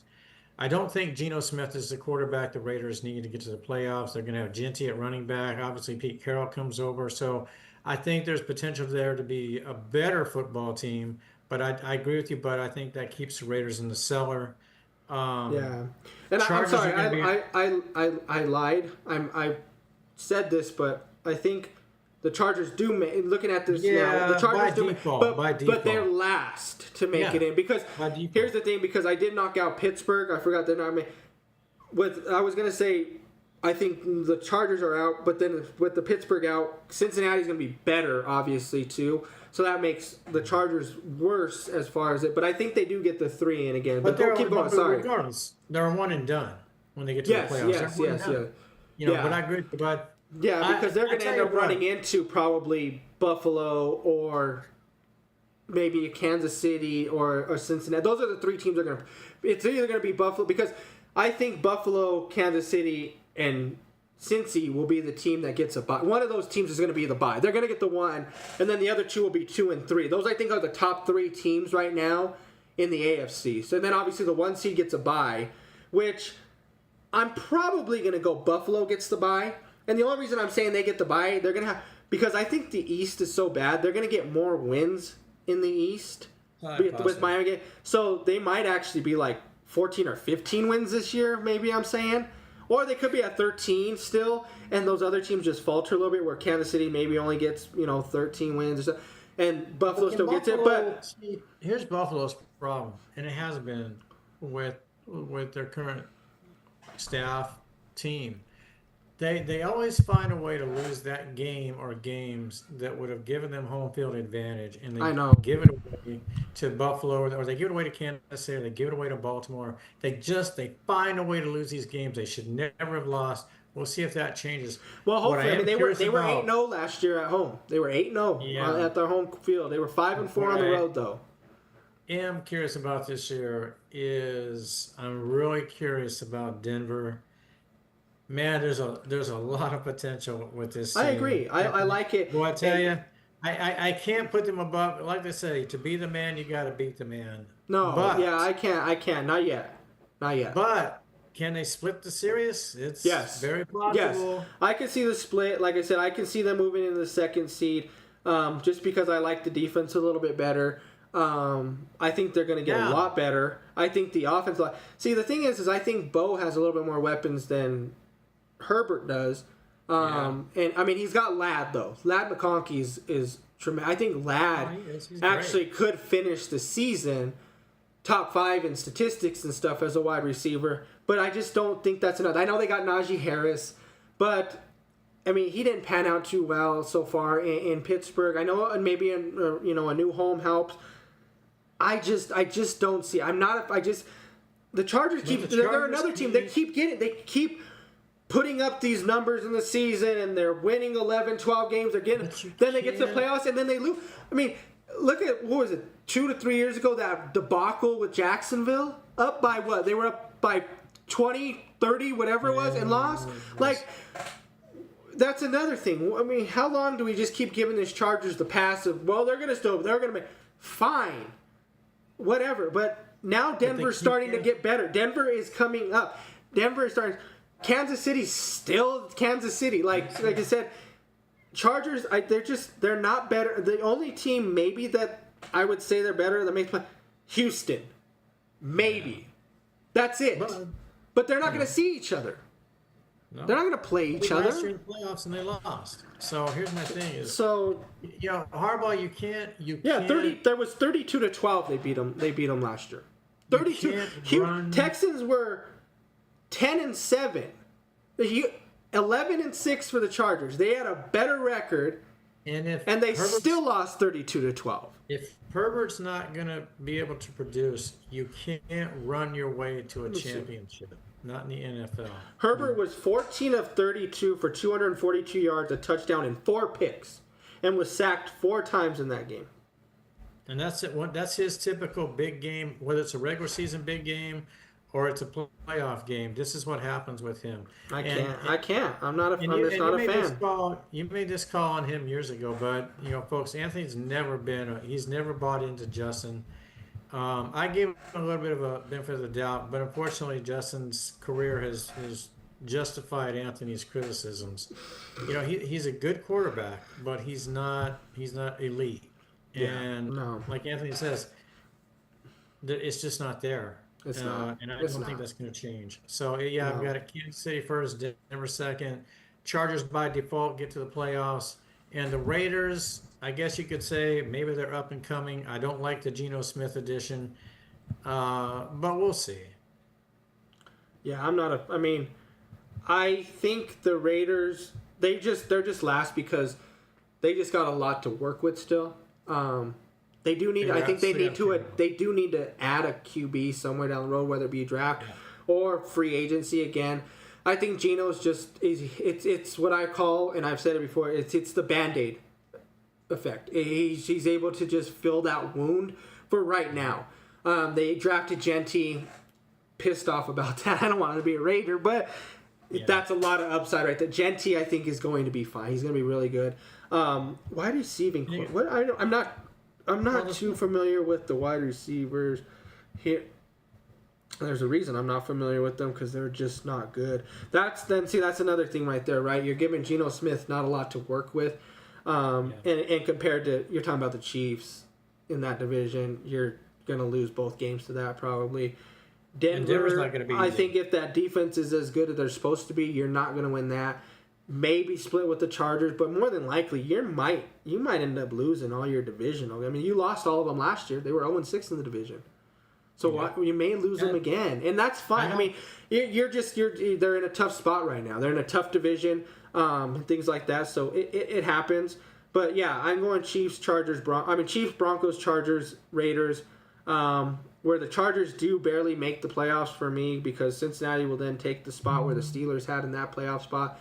Steelers won't make it this year, but I think the West will get another 3 teams in again. Yeah, and the last thing I'll say about the West with the Raiders, I like Pete Carroll. He's had a great career, even back at USC, all that stuff, going back to the Patriots, the Jets, blah blah blah, in Seattle. You can bring him in for a rah-rah effect, enthusiasm. I get what you're saying, but the thing is he has to, for this to work, for them to put a team how long does he plan to coach? Because this has to be longevity if you want to make the Raiders. I'm sorry, he's not going to he's a great coach, but he's not going to, in that division, he's not going to flip it that quickly. No, it's not going to You are a 4-win team. With Geno Smith as your quarterback right now, you got a rookie running back and no wide receiver. Jacoby Myers is your number 1 wide receiver. You got a good defensive line. No, I get it.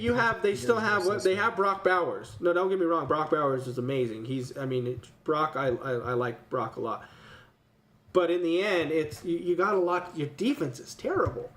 Your defense is terrible too. Well, the front's okay. Because Crosby's terrific. I respect to Crosby for sure. But 4 wins. What do you expect? You're going against a 15-11 team. All your other teams won double digits last year, and you think you're going to flip that to what? 6. With that, and still you're going to have to deal with all these teams winning the same amount. You're still going to be. It's just not going to happen. So, Pete's getting up there in age. So, like I said, for Vegas to be good, it's going to take longevity. This team's not going to be good probably if it works out, they get some more wide receivers, whether it be draft or off season, get another solid quarterback. You're not seeing this till probably another 3 to 4 years for it to all finally work out, because you got to get the rookies in, get them a few years, then let them show their how good they are after their second or third years, and then it'll work maybe 4 to 5 years after. But how much longer does Pete have to coach?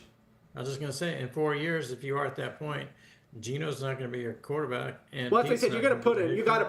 You have to, in this next 2 years, you need to get another 2 good just really good wide receivers. They don't have to be superstars. Free agency, get some great wide receivers, some good wide receivers, and a very good quarterback. Whether it be in the draft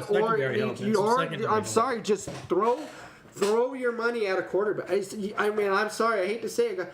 I focus more. My 2 main things on a team is defense and quarterback play. Those are the top 2 for me. What is your defense and quarterback play? But you have to start with the quarterback. I'm number 1 about quarterback. You have to get a quarterback. Yeah. I'm sorry, but if you don't have a great quarterback, you look at the teams that are bad. What don't they have? New England, last place, Drake May's their quarterback. Cleveland, last place, everybody quarterback for them. Tennessee, last place, Will Levis, who's no longer probably going to start for them, right? Vegas, Aiden O'Connell, who lost his spot now. Giants, everybody played for them last year. The Bears, Caleb Williams, rookie, fine.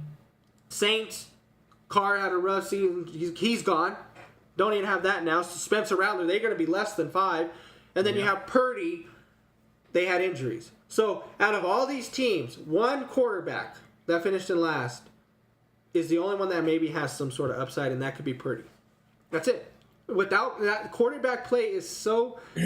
It's just different. Because here's the thing. Even if your defense isn't good, your quarterback can still keep it. Ask Dan Fouts.